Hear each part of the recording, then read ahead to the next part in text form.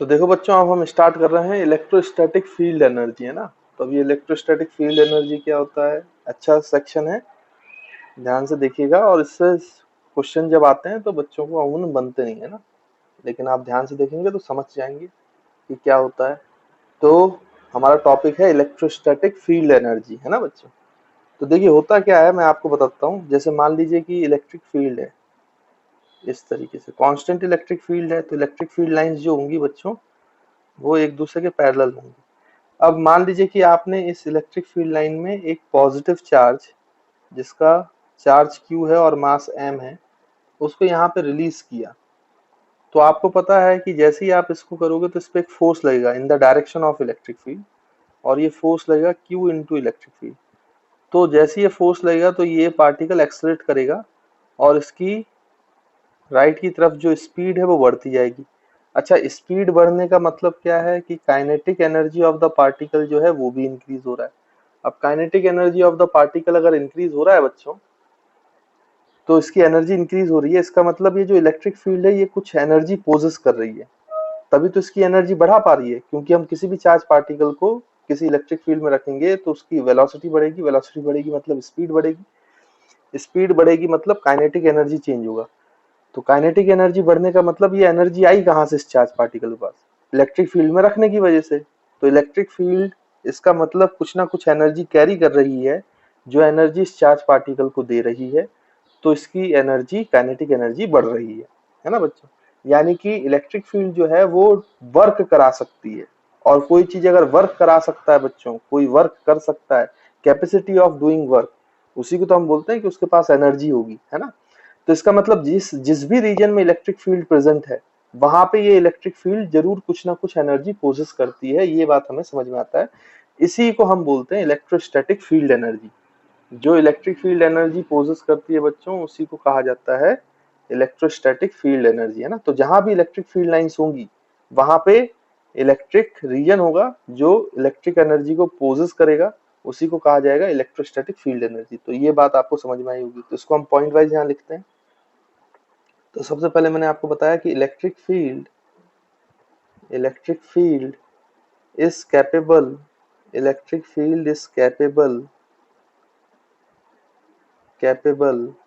Of doing work work on charge capable of doing work on particle particle particle if it is placed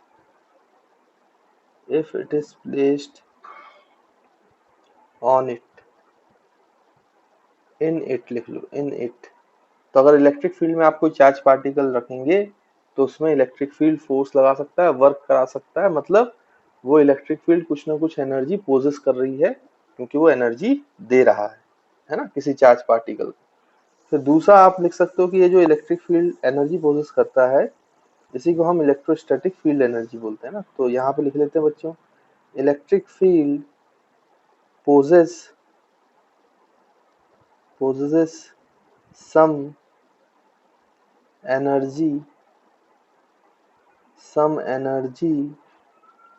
in the region of electric field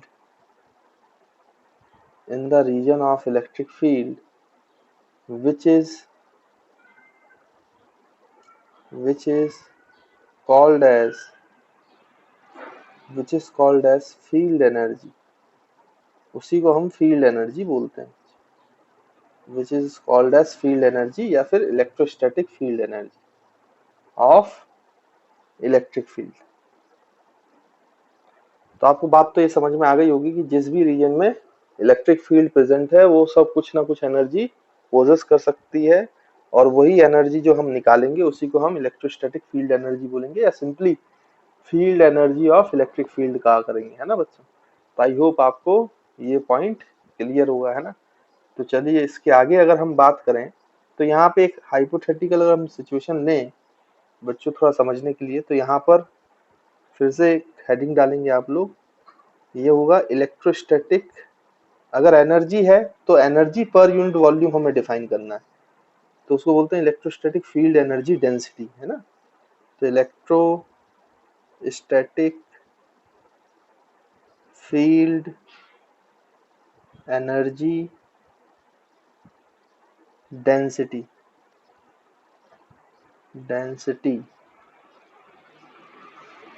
इसको बच्चों small you से represent किया जाता है ना, और electrostatic है तो यूई। तो इस तरीके से क्या है कि ये इलेक्ट्रिक फील्ड जो जिस जगह पे प्रेजेंट है वहां पे एनर्जी तो है, अब वो एनर्जी पर यूनिट वॉल्यूम जितनी होगी उसी को हम बोलते हैं इलेक्ट्रोस्टैटिक फील्ड एनर्जी डेंसिटी, है ना बच्चों। अब ये पर यूनिट वॉल्यूम कितनी एनर्जी है, कितनी एनर्जी डेंसिटी है, उसको हम थोड़ा सा निकालने की कोशिश यहाँ पे करते हैं। तो देखिए उसको कैसे निकालेंगे बच्चों। अभी हमने देखा कि किसी भी कंडक्टर में जो इलेक्ट्रोस्टैटिक प्रेशर होता है किसी पॉइंट पर, वो इलेक्ट्रोस्टैटिक प्रेशर कितना होता है। देखिए बच्चों, जैसे मान लीजिए कि ये कंडक्टर है, इस तरीके से ये हमने कंडक्टर लिया है, ये कंडक्टर जो है चार्ज कर दिया गया है। तो ये अगर आपने कंडक्टर को चार्ज कर दिया है इस तरीके से, तो आउटर सरफेस पे रिसाइड करता है चार्ज, ये हमने प्रॉपर्टीज ऑफ कंडक्टर में पढ़ा है। अब होगा क्या कि इसके हर पॉइंट पे इलेक्ट्रोस्टैटिक प्रेशर लग रहा है बच्चों, हर पॉइंट पे इलेक्ट्रोस्टैटिक ऐसे प्रेशर लग रहा है इस तरीके से, इलेक्ट्रिक फील्ड है ना, तो ऐसे प्रेशर लग रहा है। तो मतलब इस कंडक्टर पे स्ट्रेस आएगा और ये कंडक्टर फैलना चाहेगा। स्ट्रेस आ रहा है ना, क्योंकि इस पे इलेक्ट्रोस्टैटिक प्रेशर लग रहा है बाकी चार्ज की वजह से, रिपल्शन का फोर्स लग रहा है। इलेक्ट्रोस्टैटिक प्रेशर कितना लगता है हर एक पॉइंट पर, वो हमें पता है, sigma square by 2 epsilon not, है ना, ये हमने पढ़ा था।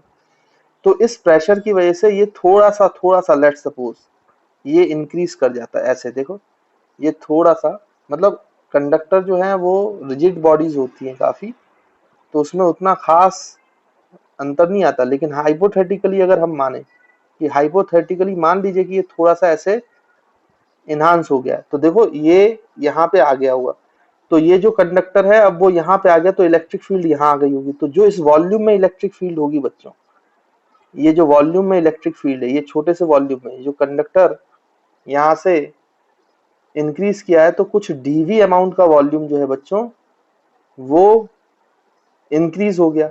और जो वॉल्यूम इंक्रीज हुआ है तो उस रीजन में जितनी भी इलेक्ट्रिक फील्ड लाइंस थी, अब क्योंकि ये कंडक्टर फैल गया है तो इलेक्ट्रिक फील्ड लाइंस कंडक्टर के बाहर से स्टार्ट करेंगी, है ना बच्चों, इस तरीके से। तो अंदर की इलेक्ट्रिक फील्ड लाइन जो है वो खत्म हो गई, वैनिश हो गई, है ना। अब अंदर जो इस डीवी वॉल्यूम में इलेक्ट्रिक फील्ड लाइंस है वो नहीं रहेंगी, क्योंकि अब ये रीजन जो है ये कंडक्टर के इनसाइड आ गया, क्योंकि कंडक्टर फैल चुका है। तो अगर ये इलेक्ट्रिक फील्ड लाइंस थी और अब वो गायब हो गई, तो उसका उपयोग क्या हुआ, क्योंकि इलेक्ट्रिक फील्ड लाइंस अभी हमने देखा कि जहां पे प्रेजेंट होती वहां एनर्जी होती थी, तो वो एनर्जी ही एक्चुअली में इसके डीवी वॉल्यूम को बढ़ाने में जो वर्क किया है उस वर्क में चली गई। इसलिए यहाँ पे इलेक्ट्रिक फील्ड लाइंस इस डीवी वॉल्यूम में वैनिश कर गई, खत्म हो गई, है ना। फिर से मैं आपको बोल रहा हूँ, फिर से सुनिए अच्छे से, है ना। क्या हुआ था कि मान लीजिए कंडक्टर था आपके पास, इसमें चार्ज था, तो इलेक्ट्रोस्टैटिक प्रेशर लग रहा है, स्ट्रेस लग रहा है, तो ये थोड़ा सा इनहांस हो गया। मान लो इसका वॉल्यूम जो बढ़ गया, ये शेडेड रीजन, डीवी वॉल्यूम बढ़ा। डीवी वॉल्यूम बढ़ाने के लिए कुछ ना कुछ वर्क हुआ है, लेकिन ये वर्क करने वाला कौन है, तो ये इलेक्ट्रिक फील्ड वर्क कर रही थी।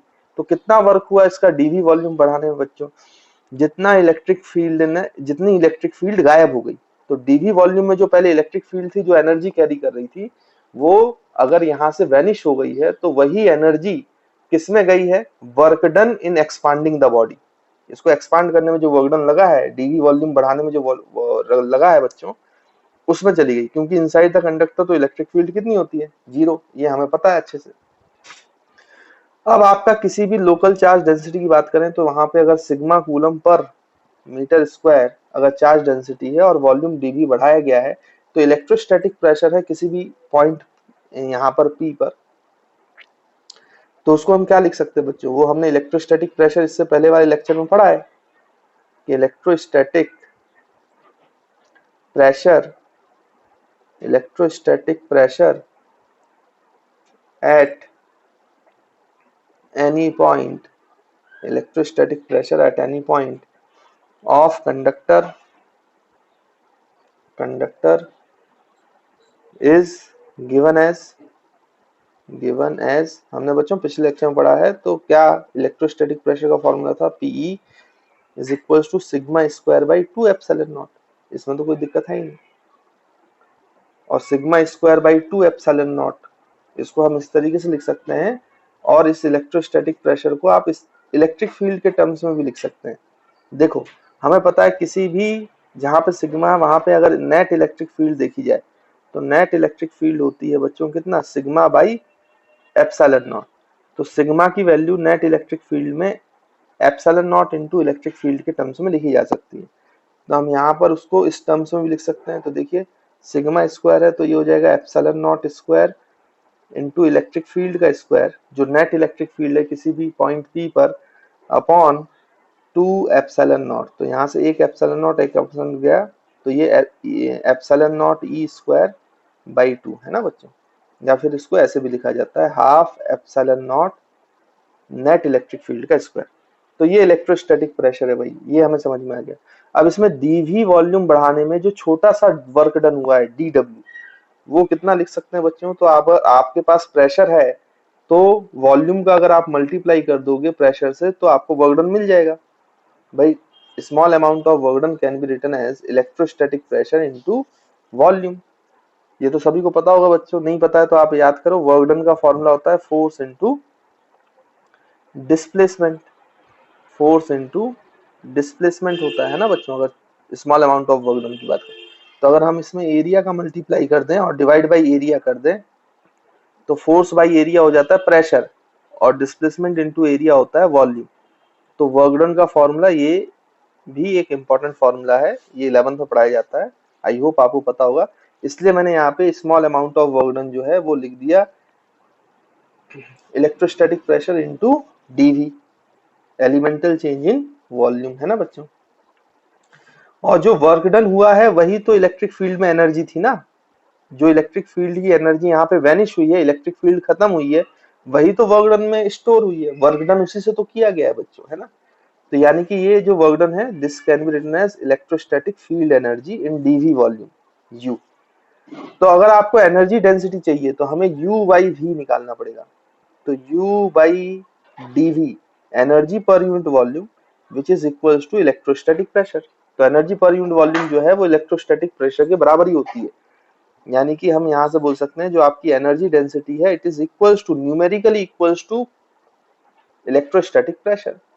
तो अगर न्यूमेरिकली इक्वल है तो एनर्जी डेंसिटी की, electrostatic energy density, energy per unit volume की वैल्यू भी कितनी आएगी बच्चों, देखो यहाँ से half epsilon nought E square, अगर इलेक्ट्रिक फील्ड के टर्म्स में बात करें, और अगर हम सिग्मा के बारे में बात करें तो sigma square by 2 epsilon not, है ना। तो जैसे भी आपको लिखना है लिख सकते हैं। और ये क्योंकि energy density energy per unit volume है तो इसकी यूनिट हो जाती है जूल पर मीटर क्यूब, है ना, जूल पर मीटर क्यूब। तो आई होप बच्चों आपको एनर्जी डेंसिटी समझ में आई होगी, इलेक्ट्रोस्टैटिक एनर्जी डेंसिटी। और ये इलेक्ट्रोस्टैटिक एनर्जी डेंसिटी का जो फॉर्मूला है कि पर यूनिट वॉल्यूम किसी भी रीजन में जो एनर्जी पर यूनिट वॉल्यूम होती है वो half epsilon nought E square होती है, जो भी इलेक्ट्रिक फील्ड की वैल्यू वहां पर है। तो इस तरीके से आप चाहे तो एनर्जी डेंसिटी लिखकर फिर टोटल एनर्जी जिस भी रीजन के लिए बोला जा रहा है वॉल्यूम से मल्टीप्लाई करोगे तो आपको एनर्जी मिल जाएगी, इलेक्ट्रोस्टैटिक फील्ड एनर्जी। मतलब इलेक्ट्रिक फील्ड जो भी एनर्जी कंटेन करेगा वॉल्यूम से मल्टीप्लाई करने के बाद वो एनर्जी आपको मिल जाएगी जिस भी वॉल्यूम के लिए पूछा जाए, है ना बच्चों। तो आई होप आपको इलेक्ट्रोस्टैटिक फील्ड एनर्जी का कॉन्सेप्ट और इलेक्ट्रोस्टैटिक फील्ड एनर्जी डेंसिटी का फॉर्मूला समझ में आया होगा। तो देखिए बच्चों आप इस पे बेस्ड कुछ क्वेश्चंस करते हैं। तो जैसे मान लीजिए कि आपको पहला क्वेश्चन आपको इस तरीके से दिया है कि आपके पास इन्फिनाइटली लार्ज शीट है, लेट्स सपोज ऐसे प्लस प्लस प्लस प्लस, और इसके चार्ज डेंसिटी है sigma coulomb per metre square, और यहां से L दूरी पे बच्चों, यहां से L दूरी पर यहां पर एक क्यूब प्लेस किया गया है इस तरीके से।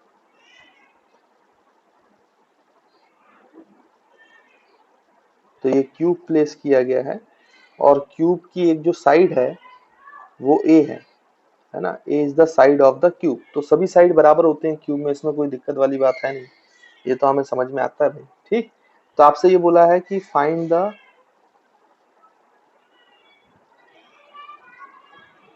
Electrostatic field energy stored inside the cube, stored inside the cube। तो क्यूब के अंदर के रीजन में जितनी भी फील्ड एनर्जी स्टोर्ड है वो उसका अमाउंट क्या है उसको हमें कैलकुलेट करना है, ये आपसे बोला गया है। तो बच्चों मैं एक बात आपको बता दूं, आप तो जानते ही हैं कि शीट के कारण जो इलेक्ट्रिक फील्ड है तो वो कांस्टेंट इलेक्ट्रिक फील्ड होती है इस तरीके से, और इलेक्ट्रिक फील्ड है तो इसमें ये एनर्जी पोजेस करती है, इलेक्ट्रोस्टैटिक फील्ड एनर्जी। और जो इसमें कांस्टेंट इलेक्ट्रिक फील्ड है उसका फॉर्मूला होता है sigma by 2 epsilon not, infinitely charge sheet के कारण, है ना, ये हमने गॉस लॉ में निकाला हुआ है भाई, ये और पता भी है हमें। तो जब हम इसका सॉल्यूशन कर रहे हैं तो आपको पता है कि एनर्जी डेंसिटी हमें पता है, एनर्जी डेंसिटी का फॉर्मूला जो होता है इलेक्ट्रिक फील्ड ई की वजह से, तो एनर्जी डेंसिटी का वो फॉर्मूला होता है half epsilon not into electric field का स्क्वायर। अगर एनर्जी डेंसिटी इस रीजन में यू ई है तो इस वॉल्यूम में जो एनर्जी क्या है बच्चों स्टोर है वो एनर्जी आप निकाल सकते हो। तो energy stored in cube U is equals to energy density at that place multiplied by volume of the cube. यही तो करेंगे बच्चों, वॉल्यूम से निकालेंगे तभी तो हमारे पास आंसर आएगा। तो वो एनर्जी स्टोर्ड हमारे पास कैपिटल U आ जाएगी, energy density multiplied by volume.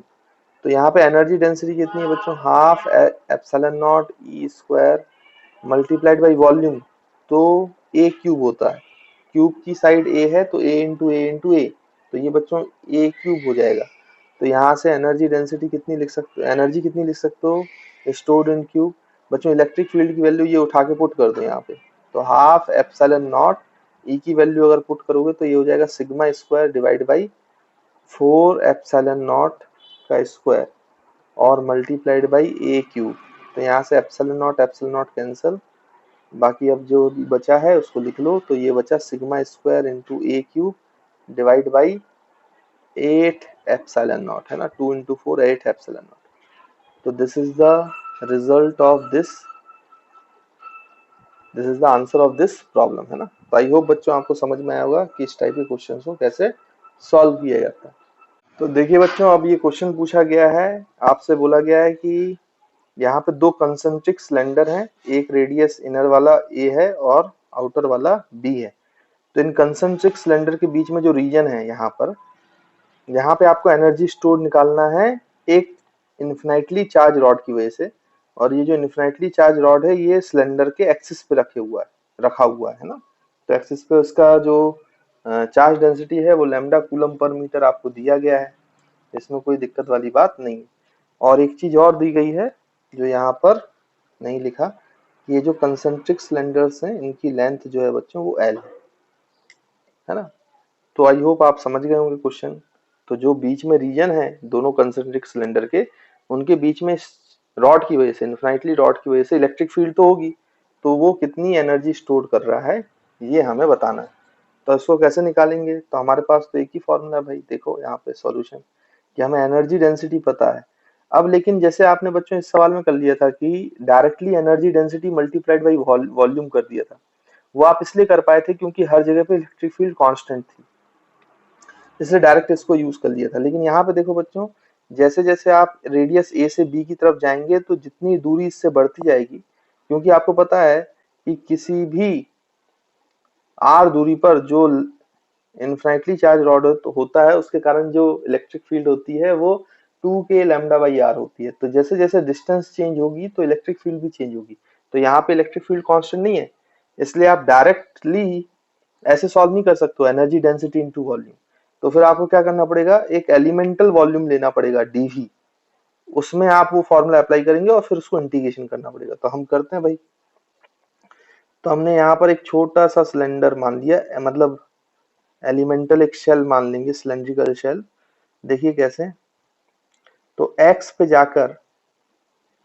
जाकर बच्चों छोटा सा एक एलिमेंट dx विड्थ का, ये हमने मान लिया। एक्स पे जाकर छोटा सा एक एलिमेंट dx विड्थ का ये मान लिया। तो ये जो dx विड्थ की सिलेंडर है उसमें जो छोटा सा वॉल्यूम है बच्चों dv, उस dv वॉल्यूम में जो एनर्जी स्टोर होगी वो छोटी सी एनर्जी डी यू हो जाएगी, डी यू। तो हम पहले डी यू निकालेंगे, उसके बाद फिर उसको क्या करेंगे, इंटीग्रेट करेंगे, है ना। तो एक्स पे जाके डी एक्स, तो इस डी एक्स वाले ब्लू कलर के जो रीजन है इसमें छोटा सा वॉल्यूम डी वी इंक्लूडेड है। तो हम यहाँ पे लिख सकते हैं कि इस डी वी वॉल्यूम में जो छोटा सा एनर्जी स्टोर है डी यू, वो कितना हो जाएगा बच्चों, U E, energy density multiplied by D V, है ना। अब ये dv का वैल्यू क्या है, तो इस dv की वैल्यू निकालनी पड़ेगी भाई। अच्छा, किसी भी x दूरी पर यहाँ पे इलेक्ट्रिक फील्ड कितनी है बच्चों, किसी भी x दूरी पर, क्योंकि ue की वैल्यू तो क्या है, half epsilon nought E square. तो क्योंकि x dx है तो इसमें इलेक्ट्रिक फील्ड लगभग लगभग कांस्टेंट मान सकते हो। तो किसी भी x दूरी पर जो इस चार्ज रॉड की वजह से इलेक्ट्रिक फील्ड होगी बच्चों, वो होगी 2k लैम्डा बाई x। ये तो हमें पता है, इसमें तो कोई दिक्कत है ही नहीं। और ये dv की वैल्यू जो है, वो dv की वैल्यू कितनी होगी बच्चों, इसका curve surface area into width. तो कर्व सरफेस एरिया होता है 2 पाई रेडियस इनटू एल, रेडियस यहाँ पे सिलेंडर का x है, इनटू लेंथ l है, और मल्टीप्लाइड बाई dx। तो मल्टीप्लाइड बाई dx क्यों किया है बच्चों, क्योंकि विड्थ, तो curve surface area into width, तो ये आपका छोटा सा वॉल्यूम dv आ जाएगा। अब ये सारी चीजें हम यहाँ पे पुट करते हैं, ये मल्टीप्लाइड बाई dv था, है ना, ये आपका ue था। तो small amount of du, energy stored in elemental volume, तो उसका आ जाएगा half epsilon nought E square. तो बच्चों ई का स्क्वायर करो तो ये हो जाएगा 4k square lambda square divide by x square, और dv की वैल्यू 2 पाई x into L into D x. तो एक x और ये एक x तो कैंसिल हो जाएगा बच्चों, है ना। और ये 2 और ये 2 भी क्या हो जाएगा बच्चों, कैंसिल हो जाएगा। तो इसको कैंसिल कर दो, इसके बाद फिर हमें क्या करना पड़ेगा, इंटीग्रेशन करना पड़ेगा, तो टोटल एनर्जी मिलेगी अपन को। तो इंटीग्रेशन से देख लो बाहर क्या क्या आ रहा है बच्चों, तो उनको बाहर ले लो। तो लैम्डा स्क्वायर जो है वो बाहर आ जाएगा, 4 बाहर आ जाएगा, जो आपका के स्क्वायर है वो बाहर आ जाएगा बच्चों, है ना। और लैम्डा स्क्वायर बाहर आ जाएगा, एप्सिलॉन नॉट बाहर आ जाएगा, और यहाँ से पाई बाहर आ जाएगा, और ये एल, लेंथ एल भी बाहर आ जाएगा, डिवाइड बाई, अच्छा नीचे कुछ भी बाहर नहीं आया बच्चों, है ना, इंटीग्रेशन के। तो यहाँ इंटीग्रेशन हो जाएगा 1 बाई एक्स बचा है इंटू डी एक्स बचा है। अच्छा, के स्क्वायर को बच्चों आप चाहो तो उसमें लिख सकते हैं नीचे, के को स्क्वायर, के को 1 बाई 4 पाई एप्सिलॉन नॉट लिख सकते हैं आप, है ना। तो उसको भी हम लिख लेते हैं। तो देखो ये हो जाएगा कितना बच्चों, 4 lambda square into epsilon not into pi into L, है ना, डिवाइड बाई, बच्चों ये हो जाएगा 1 बाई 4 पाई एप्सिलॉन नॉट। तो 4 का स्क्वायर 16 इंटू पाई का square pi square into epsilon not, तो एप्सिलॉन नॉट का स्क्वायर, है ना। तो यहाँ से एक pi cancel, epsilon not cancel, और ये बच्चों 4 से 16 कैंसिल, तो यहाँ पे बचेगा 4। और ये आपका लिमिट कहाँ से कहाँ तक बच्चों, आपको एनर्जी किसके रीजन में निकालना है, तो ए रेडियस से लेके बी रेडियस, तो ए रेडियस से बी रेडियस। तो आप देखो इसको सॉल्व करोगे अगर, तो 1 बाई एक्स डी एक्स का होता है एल एन एक्स, तो एल एन एक्स में लिमिट लगाओगे बच्चों ए टू बी। अब आप इसको सॉल्व करो, तो जो आपका पोटेंशियल एनर्जी है stored in the region of concentric cylinder, वो आ जाएगा, देखो बच्चों कितना, यहाँ पे lambda square into L divide by, यहाँ पे बचा 4 पाई एप्सिलॉन नॉट, तो 4 पाई एप्सिलॉन नॉट, है ना बच्चों, इनटू एल एन। और जब आप लिखोगे तो L N B minus L N है, तो आप वहां पे प्रॉपर्टी लगा दो लॉग की, तो एल एन बी बाई ए हो जाएगा, ये एल एन बी बाई ए। तो this is our final result. तो ये आपका बच्चों फाइनल रिजल्ट है और इस क्वेश्चन का आंसर। तो आई होप समझ में आ रहा होगा आपको कि हमें इस टाइप के क्वेश्चंस को कैसे सॉल्व करना चाहिए। तो देखिए स्टूडेंट्स, अब हम स्टार्ट कर रहे हैं self energy of charge body, है ना। तो किसी बॉडी को जब चार्ज किया जाता है तो उसकी कुछ खुद की सेल्फ एनर्जी होती है, वो हमें निकालना है, वो कितनी होगी वो हम देखते हैं। तो अगर इसकी डेफिनेशन की बात करें बच्चों, तो क्या कहा जाएगा कि जितना भी वर्क डन होगा, work done in charging the body, work done in charging a body in a given charge configuration. Given charge configuration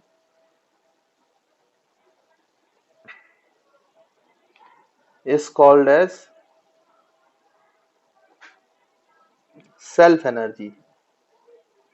तो बच्चों जितना भी वर्क डन आप करोगे किसी भी बॉडी को चार्ज करने में, जो भी चार्ज कॉन्फ़िगरेशन में उसको चार्ज करना है, उसी को हम, उस टोटल वर्क डन को हम क्या बोलेंगे, उस बॉडी की सेल्फ एनर्जी की। उसको इतनी एनर्जी रिक्वायर्ड है तभी वो चार्ज हो पाएगा, नहीं तो चार्ज नहीं हो पाएगा। अभी हम एग्जांपल से भी समझेंगे। या फिर इसकी एक और डेफिनेशन आप लिख सकते हो बच्चों, वो क्या है कि when a body is charged, when a body is charged, an electric field is set up. When a body is charged, an electric field is set up. An electric field is set up in its surrounding. In its surrounding.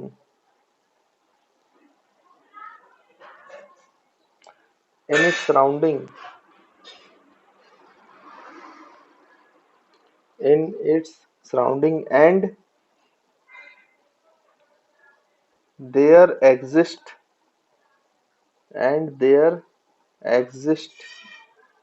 some field energy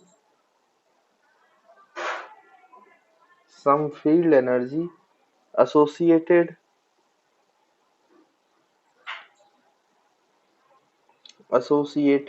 with the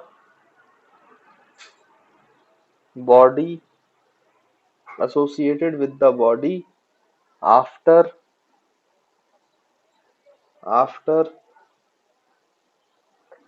charging,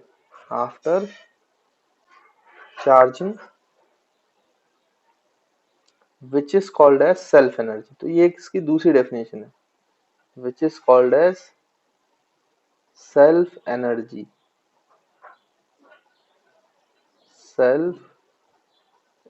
तो बच्चों क्या होगा कि जब आप किसी body को charge कर दोगे तो बॉडी अपने चारों तरफ एक इलेक्ट्रिक फील्ड सेटअप कर देगा। इलेक्ट्रिक फील्ड सेटअप होने का मतलब, इलेक्ट्रिक फील्ड तो एनर्जी पोजेस करती है, तो वो जितनी इलेक्ट्रिक फील्ड एनर्जी पोजेस की होगी आपने उतना ही वर्क डन किया होगा, और वही जो इलेक्ट्रिक फील्ड एनर्जी कैरी करेगी, पोजेस करेगी, जहां तक वो फैली रहेगी, वही उस बॉडी की सेल्फ एनर्जी होगी।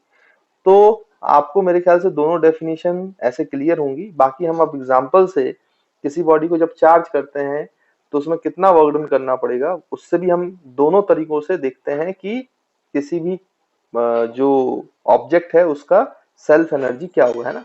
तो यहाँ पे हम दो ऑब्जेक्ट्स लेंगे बच्चों, एक आपका हॉलो कंडक्टिंग शेल और दूसरा आपका सॉलिड नॉन कंडक्टिंग स्फीयर है ना। तो हम उन दोनों के लिए सेल्फ एनर्जी निकालेंगे और उनको लिखेंगे, है ना, क्योंकि ये इंपॉर्टेंट है हमारे लिए, इस पे भी कई बार सवाल पूछा जा चुका है।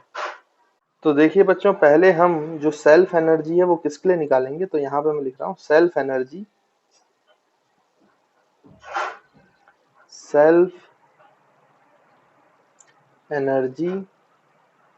Of hollow sphere.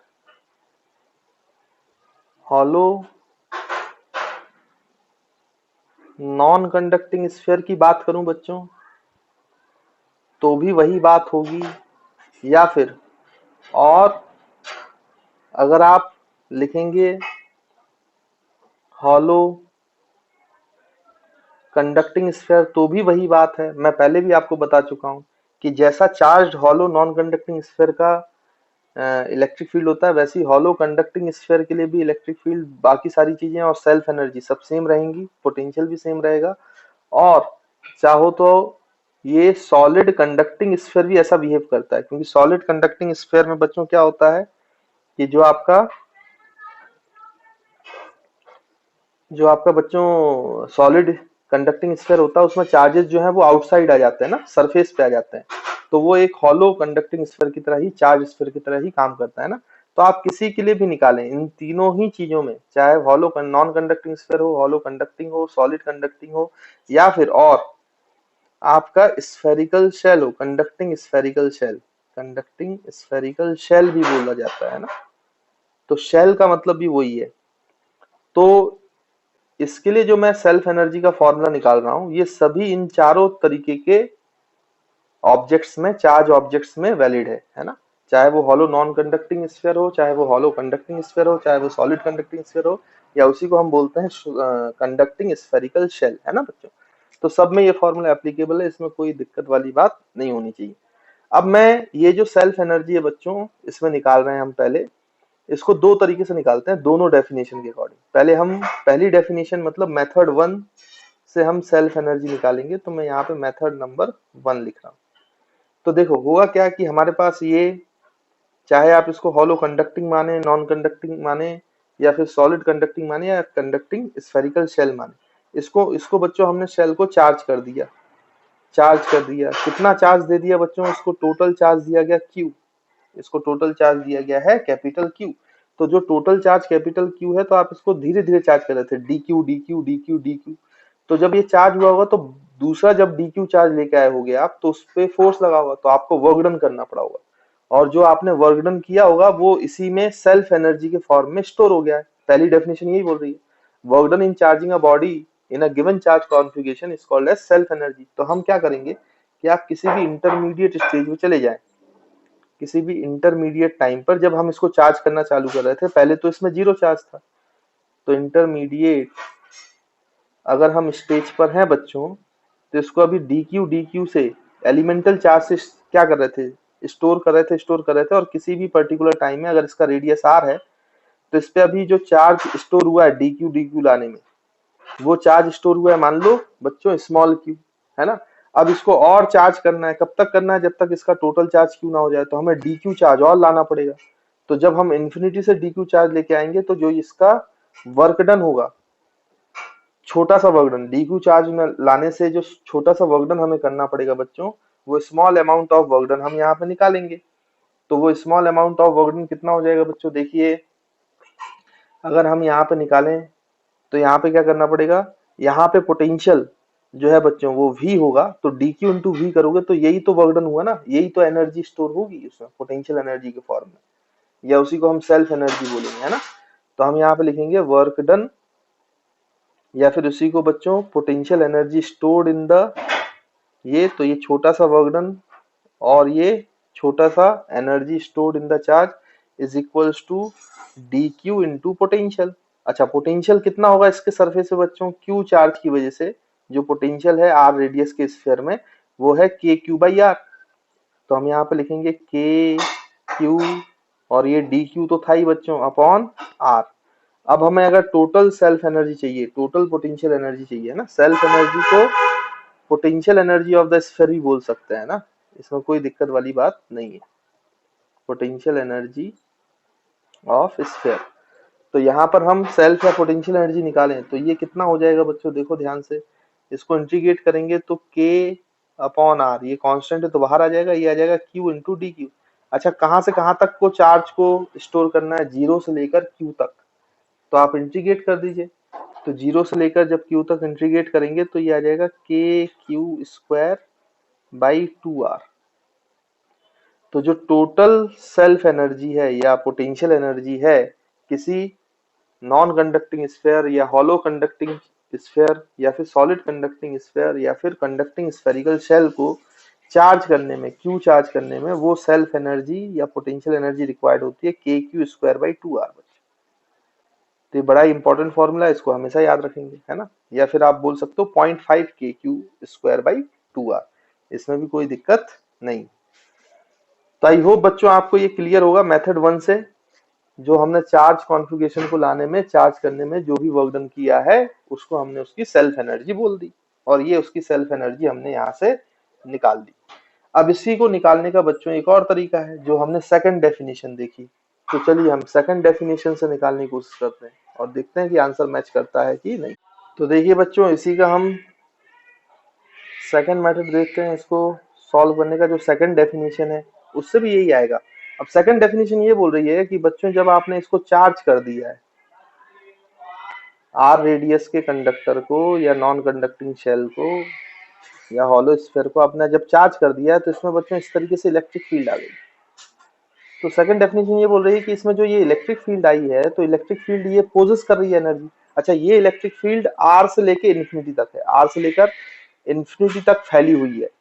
तो जितनी भी इस इलेक्ट्रिक फील्ड में एनर्जी फैली हुई है आर से लेके इन्फिनिटी, वही एनर्जी इस क्यू चार्ज की वजह से आई है।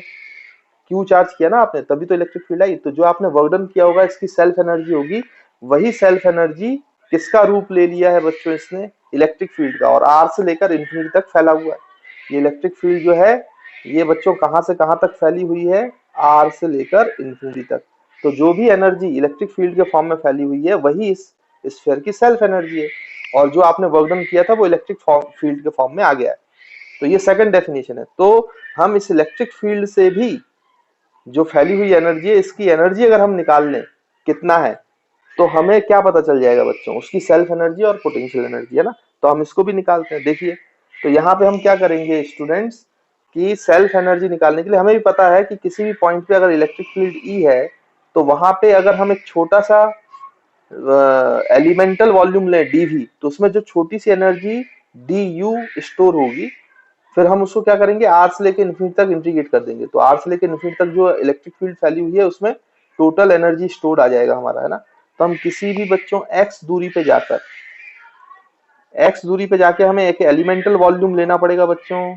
तो वो एलिमेंटल वॉल्यूम हम एक्स पे जाकर एक डीएक्स विड्थ का स्फीयर लेंगे, एक्स पे जाके डीएक्स विड्थ का स्फीयर लेंगे, तो इसमें छोटा सा वॉल्यूम होगा बच्चों। तो वो छोटा सा जो वॉल्यूम है वो लेट सपोज छोटा सा वॉल्यूम डीवी है। तो अच्छा बच्चों, ये डीवी कितना लिखा जाएगा, तो आप डीवी लिख सकते हो कितना स्टूडेंट्स, डीवी हो जाएगा इसका surface area, that is 4 pi, radius X है तो X square into D x. तो ये इसका क्या हो गया भाई, एलिमेंटल वॉल्यूम हो गया। अब इस छोटे से वॉल्यूम में डीएक्स विड्थ में इलेक्ट्रिक फील्ड में कोई खास चेंज नहीं आया, हम कांस्टेंट मान सकते हैं। तो यहाँ पे एक्स दूरी पे जो इलेक्ट्रिक फील्ड होगी बच्चों स्फीयर के कारण, क्योंकि ये पॉइंट बाहर है तो इसको आप पॉइंट चार्ज मान लो कंसंट्रेटेड सेंटर, तो क्यू चार्ज सेंटर से ये एक्स दूरी पर है, तो ये हो जाएगा K Q upon x square, है ना बच्चों। तो ये इलेक्ट्रिक फील्ड की वैल्यू भी हमें पता है। अब आप वापस फॉर्मूले पे आइए, हमने निकालना सीखा है कि किसी भी इलेक्ट्रिक फील्ड के रीजन में आप एनर्जी जो स्टोर्ड है पर्टिकुलर रीजन में वो कैसे निकाल सकते हो बच्चों। तो हमने फॉर्मूला पढ़ा था कि small amount of energy stored in a particular region is equal to energy density multiplied by elemental volume. तो डीवी से मल्टीप्लाई करेंगे, तो ये डी जो आ जाएगा बच्चों, ये कितना आ जाएगा, ये होता है half epsilon nought E square, energy density वो आपको पढ़ाया गया है, और मल्टीप्लाइड बाय ये हो जाएगा 4 pi x square D x. तो इलेक्ट्रिक फील्ड की वैल्यू भी आपको पता है बच्चों, के क्यू स्क्वायर बाई एक्स। तो एक काम करते हैं, यहाँ पे डी यू लिखते हैं, तो ये हो जाएगा हाफ एप्सिलॉन नॉट इंटू के स्क्वायर क्यू स्क्वायर, उसका स्क्वायर है ना इलेक्ट्रिक फील्ड का, और एक्स स्क्वायर की पावर स्क्वायर, स्क्वायरिंग करना था ना बच्चों इलेक्ट्रिक फील्ड का, तो स्क्वायर कर दिया, into 4 pi x square D x. अब देखो 4 पाई एप्सिलॉन नॉट ये 1 बाई के होता है बच्चों, 4 पाई एप्सिलॉन नॉट 1 बाई के होता है, तो एक के से ये 4 पाई एप्सिलॉन नॉट कट जाएगा, है ना। 4 पाई एप्सिलॉन नॉट को 1 बाई के लिख सकते हो आप, तो एक के कट जाएगा, है ना, मैंने डायरेक्ट कर दिया। और ये एक्स स्क्वायर और ये एक्स स्क्वायर भी कट गया। तो अगर हमें टोटल पोटेंशियल एनर्जी चाहिए तो इंटीग्रेशन करना पड़ेगा। अब इंटीग्रेशन किसका करेंगे भाई, देखो के क्यू स्क्वायर बाई 2, ये तो बच्चों बाहर आ जाएगा, अंदर क्या बचा है देखिए आप, 1 by x square D x. देखिए 1 by x square into D x बचा है।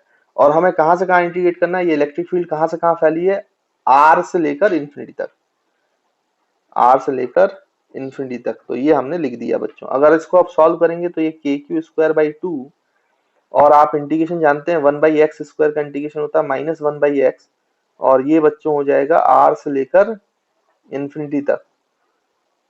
तो आप इसको सॉल्व करोगे तो पहले आप इसमें लोअर लिमिट लगा दो, तो ये 1 बाई आर हो जाएगा, और फिर माइनस 1 बाई इंफिनिटी करोगे तो जीरो आएगा, तो ये 1 बाई आर बचेगा बच्चों। तो टोटल सेल्फ एनर्जी या potential energy of charge sphere जो है वो फील्ड एनर्जी से भी आ गया, देखिए। तो k q square by 2 are, ये फॉर्मूला आ रहा है। और यही आपने यहां से भी निकाला था। तो कुल मिला के बात यह है कि जो भी फील्ड एनर्जी किसी चार्ज कॉन्फ़िगरेशन के पास होती है वही उसकी सेल्फ एनर्जी होती है ना। तो ये भी आपको ध्यान में रखना है। तो फील्ड एनर्जी से हम ये निकाल सकते हैं और आप चाहें तो क्यू से भी इसको निकाल सकते हैं, लेकिन फॉर्मूला इंपॉर्टेंट है कि self energy of non conducting sphere, hollow conducting sphere, solid conducting sphere या कंडक्टिंग स्फेरिकल शेल, सबके लिए सेम बात है। उसका फॉर्मूला होता है के क्यू स्क्वायर बाई 2r, है ना। या फिर इसको आप इस तरीके से भी याद रख सकते हो कि दिस इज 0.5 के क्यू स्क्वायर बाई आर। 1/2 जो होता है बच्चों वो 0.5 होता है ना, तो 0.5 के क्यू स्क्वायर बाई आर। तो किसी भी फॉर्म में आप इसको याद रखें, बड़ा इंपॉर्टेंट है, आगे चलकर क्वेश्चंस में बड़ा ही काम आएगा ये रिजल्ट। तो इसको बच्चों इस तरीके से याद रखना है। तो देखिए बच्चों, अब हम सेल्फ एनर्जी निकालेंगे नॉन कंडक्टिंग चार्ज स्फीयर के लिए, है ना। तो यहाँ पे हम लिख लेते हैं second case, self energy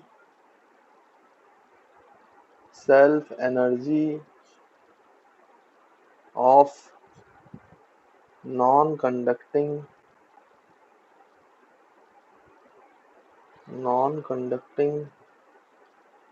charged sphere. तो इसकी भी दो मेथड से निकाल सकते हैं। जैसे बच्चों हमने दो जो डेफिनेशन पढ़ी है, आपको मैं दोनों मेथड से निकाल के बताता हूँ सेल्फ एनर्जी। तो सबसे पहले मेथड नंबर 1 जो पहली डेफिनेशन है ना, उसके लिए हम देखें तो मेथड 1 से अगर हमें निकालना है तो आप खुद सोचें कि भाई यहाँ पर इस तरीके से एक स्फीयर है, उसका रेडियस मान लीजिए आर है, नॉन कंडक्टिंग है, तो पूरे वॉल्यूम में चार्ज होगा, इसमें तो कोई दिक्कत है ही नहीं, है ना। तो टोटल चार्ज पूरे वॉल्यूम मान लो क्यू है, तो आप इसकी चार्ज डेंसिटी भी निकाल सकते हो बच्चों, रो। तो रो की वैल्यू क्या हो जाएगा, टोटल चार्ज पर यूनिट वॉल्यूम। तो अगर रेडियस आर है तो ये हो जाएगा 4/3 पाई आर क्यू। तो ये बच्चों इसका क्या हो जाएगा, charge density, volume charge density, है ना बच्चों। अब मान लीजिए इस पूरे को इस तरीके इस कॉन्फ़िगरेशन में लाना है, तो हम डी क्यू चार्ज लेके आएंगे इन्फिनिटी से। तो जो उनमें वर्क डन होगा, टोटल वर्क डन होगा, वही तो हमारा क्या होगा बच्चों, सेल्फ एनर्जी। पहली डेफिनेशन तो यही बोलती है। तो मान लीजिए किसी इंटरमीडिएट स्टेज की बात करें, तो हमें कैपिटल आर रेडियस का बच्चों स्फीयर बनाना है, charge sphere, that is Q, capital Q charge का, है ना। तो किसी भी इंटरमीडिएट स्टेज की अगर हम बात करें तो मान लीजिए कि अभी ये जो स्फीयर है डी क्यू लाते लाते ये स्मॉल आर रेडियस का बन चुका है और इसमें स्मॉल क्यू चार्ज प्रेजेंट हो गया है। अब जब हम किसी डी क्यू चार्ज को इन्फिनिटी से लेके आएंगे बच्चों, तो इस पे वर्क करना पड़ेगा। जो वर्क करना पड़ेगा वही इसमें उस एनर्जी, सेल्फ एनर्जी या पोटेंशियल एनर्जी के फॉर्म में स्टोर हो जाएगा, है ना बच्चों। तो जब हम यहाँ पे डी क्यू चार्ज लेके आए तो जो छोटा सा अमाउंट तो वर्क डन करना पड़ा, डी डब्ल्यू बच्चों, डी डब्ल्यू। तो ये जो डी डब्ल्यू वर्क है यही तो स्टोर हो गया in the form of potential energy या सेल्फ एनर्जी डी डब्ल्यू। और इसको हम लिखेंगे इसका पोटेंशियल इनटू चार्ज जो इन्फिनिटी से लाया गया। तो यहाँ पे इसके स्फीयर के बच्चों सरफेस पे क्या पोटेंशियल होता है, तो k Q by small are, है ना। अभी स्मॉल आर का रेडियस है, हमें टोटल कैपिटल आर का रेडियस करना है और चार्ज जो है क्यू हो जाना चाहिए। तो यहाँ पे मल्टीप्लाइड बाई डी क्यू। तो ये पोटेंशियल इनटू चार्ज, पोटेंशियल है के Q by R into D Q, है ना बच्चों। अब यहाँ पे काम बन गया हमारा। तो यहाँ पे हमें स्मॉल अमाउंट ऑफ एनर्जी मिल गई, K by R Q D Q. अच्छा बच्चों, अब ये जो है ना डी क्यू, क्योंकि रेडियस भी यहाँ पर क्या है, वेरिएबल है, तो क्यू भी वेरिएबल है, रेडियस भी वेरिएबल है, तो आपको एक टर्म में लाना पड़ेगा। या तो आप इस पूरे को आर के टर्म्स में ले आओ तो इंटीग्रेशन कर पाओगे, या पूरा क्यू के टर्म्स में ले आओ। तो हम देखो बच्चों इसको पूरे को आर के टर्म्स में ले आते हैं। तो आर के टर्म्स में कैसे लेके आएंगे भाई, देखिए पहले आप क्यू की वैल्यू निकाल लो in terms of charge density sigma. तो इसकी चार्ज डेंसिटी तो सिग्मा, यूनिफॉर्म चार्ज डेंसिटी तो रो यहाँ पे भी है। तो अगर हमें क्यू निकालना है तो surface charge density rho multiplied by volume of the sphere. तो हमें अगर निकालना है बच्चों स्मॉल क्यू की वैल्यू, तो वो हो जाएगा charge density rho into volume of the small sphere. तो ये 4 पाई आर क्यूब, है ना बच्चों। तो यहाँ पर आप क्या करोगे कि यहाँ पर रो की वैल्यू पुट कर दो। तो रो की वैल्यू कितनी है, Q multiplied by 4/3 R cube divide by 4/3 capital R cube. तो यहाँ से 4/3 कैंसिल, तो ये बचेगा Q small R cube divide by capital R cube, है ना बच्चों। तो ये आपका क्या बचा है बच्चों, स्मॉल क्यू। तो स्मॉल क्यू की वैल्यू आ गई। अब स्मॉल क्यू की वैल्यू आ गई तो क्योंकि यहाँ पे डी क्यू है तो उसको भी डी आर के फॉर्म में करना पड़ेगा। तो इसको डिफरेंशिएट करो तो क्यू का डिफरेंशिएशन हो जाएगा बच्चों D Q is equals to Q R cube. तो आर आर का डिफरेंशिएशन होगा 3r²। तो 3q into R square multiplied by D R divide by capital R cube. बाकी सब कांस्टेंट है, आर क्यूब का हमने डिफरेंशिएट किया। तो डी क्यू भी आर के टर्म्स में आ गया और स्मॉल क्यू भी आर के टर्म्स में आ गया। अब ये वाली वैल्यू आप यहाँ पुट कर दो तो जो स्मॉल अमाउंट की पोटेंशियल एनर्जी है डी यू बच्चों वो हो जाएगा के। क्यू की वैल्यू देखो यहाँ से पुट करो तो ये हो जाएगा K Q R cube by small R तो था ही और capital R cube multiplied by D Q. तो डी क्यू की वैल्यू ये है तो इसको ही मल्टीप्लाई करो 3q r² D R divide by are cube, है ना बच्चों। ये आर क्यूब आ गया। अब इसमें जो भी कैंसिल हो रहा है उसको उड़ा दो भाई। तो एक आर और ये एक आर कैंसिल हो गया, बाकी तो कुछ भी मेरे ख्याल से कैंसिल नहीं हो रहा है। तो अब हमें इंटीग्रेशन करना है अगर टोटल सेल्फ एनर्जी चाहिए तो इंटीग्रेशन के बाहर के आ जाएगा बच्चों क्यू इंटू क्यू। तो क्यू स्क्वायर बाहर आ जाएगा, देखो देखो क्यू इंटू क्यू, और 3 भी बाहर आ जाएगा बच्चों, है ना। तो 3 भी बाहर आ गया, 3 भी बाहर ले लीजिए। उसके बाद फिर क्या बाहर आ रहा है देखो आप, divide by are cube into R cube. तो आर की power 6, radius of the sphere भी कांस्टेंट है तो वो भी बाहर आ जाएगा। तो अंदर इंटीग्रेशन के बचा है आर क्यूब और ये आर, तो ये बचा आर की पावर 4 इंटू डी आर। तो ये आर की पावर 4 इंटू डी आर बचता है बच्चों, ठीक। और इसको हमें कहाँ से कहाँ तक, इसको हमें जीरो रेडियस से लेकर कैपिटल आर रेडियस तक बनाना है। तो जीरो से कैपिटल आर तक की लिमिट लगा दो। अब देखो, अब बच्चों इसको अगर फर्दर हम सॉल्व करेंगे, फर्दर इसको सॉल्व अगर किया जाए तो यहाँ से क्या हो जाएगा, जो सेल्फ एनर्जी है टोटल वो आ जाएगी आपकी 3k² बाई आर की पावर 6 मल्टीप्लाइड बाई, इसका इंटीग्रेशन होगा आर की पावर 5/5, है ना बच्चों। तो यहाँ पे ये हो जाएगा और कैपिटल आर की पावर 5 बाई लिमिट लगाने के बाद मैं डायरेक्ट लिख रहा हूँ ये 5 हो जाएगा। तो आर की पावर 5 और ये कैंसिल, तो self energy of non conducting charge sphere आ गया बच्चों कितना, 3k² बाई 5r, है ना। और चाहो तो इसको ऐसे भी लिख सकते हो, ऐसे भी याद रख सकते हैं इसको, और इसको ऐसे भी लिख सकते हो, ये 0.6 हो गया। तो 0.6 k² बाई आर, जैसे भी याद रखना। तो this is the self energy और potential energy for non conducting charge sphere. I hope बच्चों आपको क्लियर होगा कि ये हमने कैसे निकाला है। देखिए बच्चों, इसी चीज को, इसी रिजल्ट को हम निकाल सकते हैं किससे, सेकंड मेथड से या सेकंड डेफिनेशन से जो आपको मैंने पढ़ाई थी।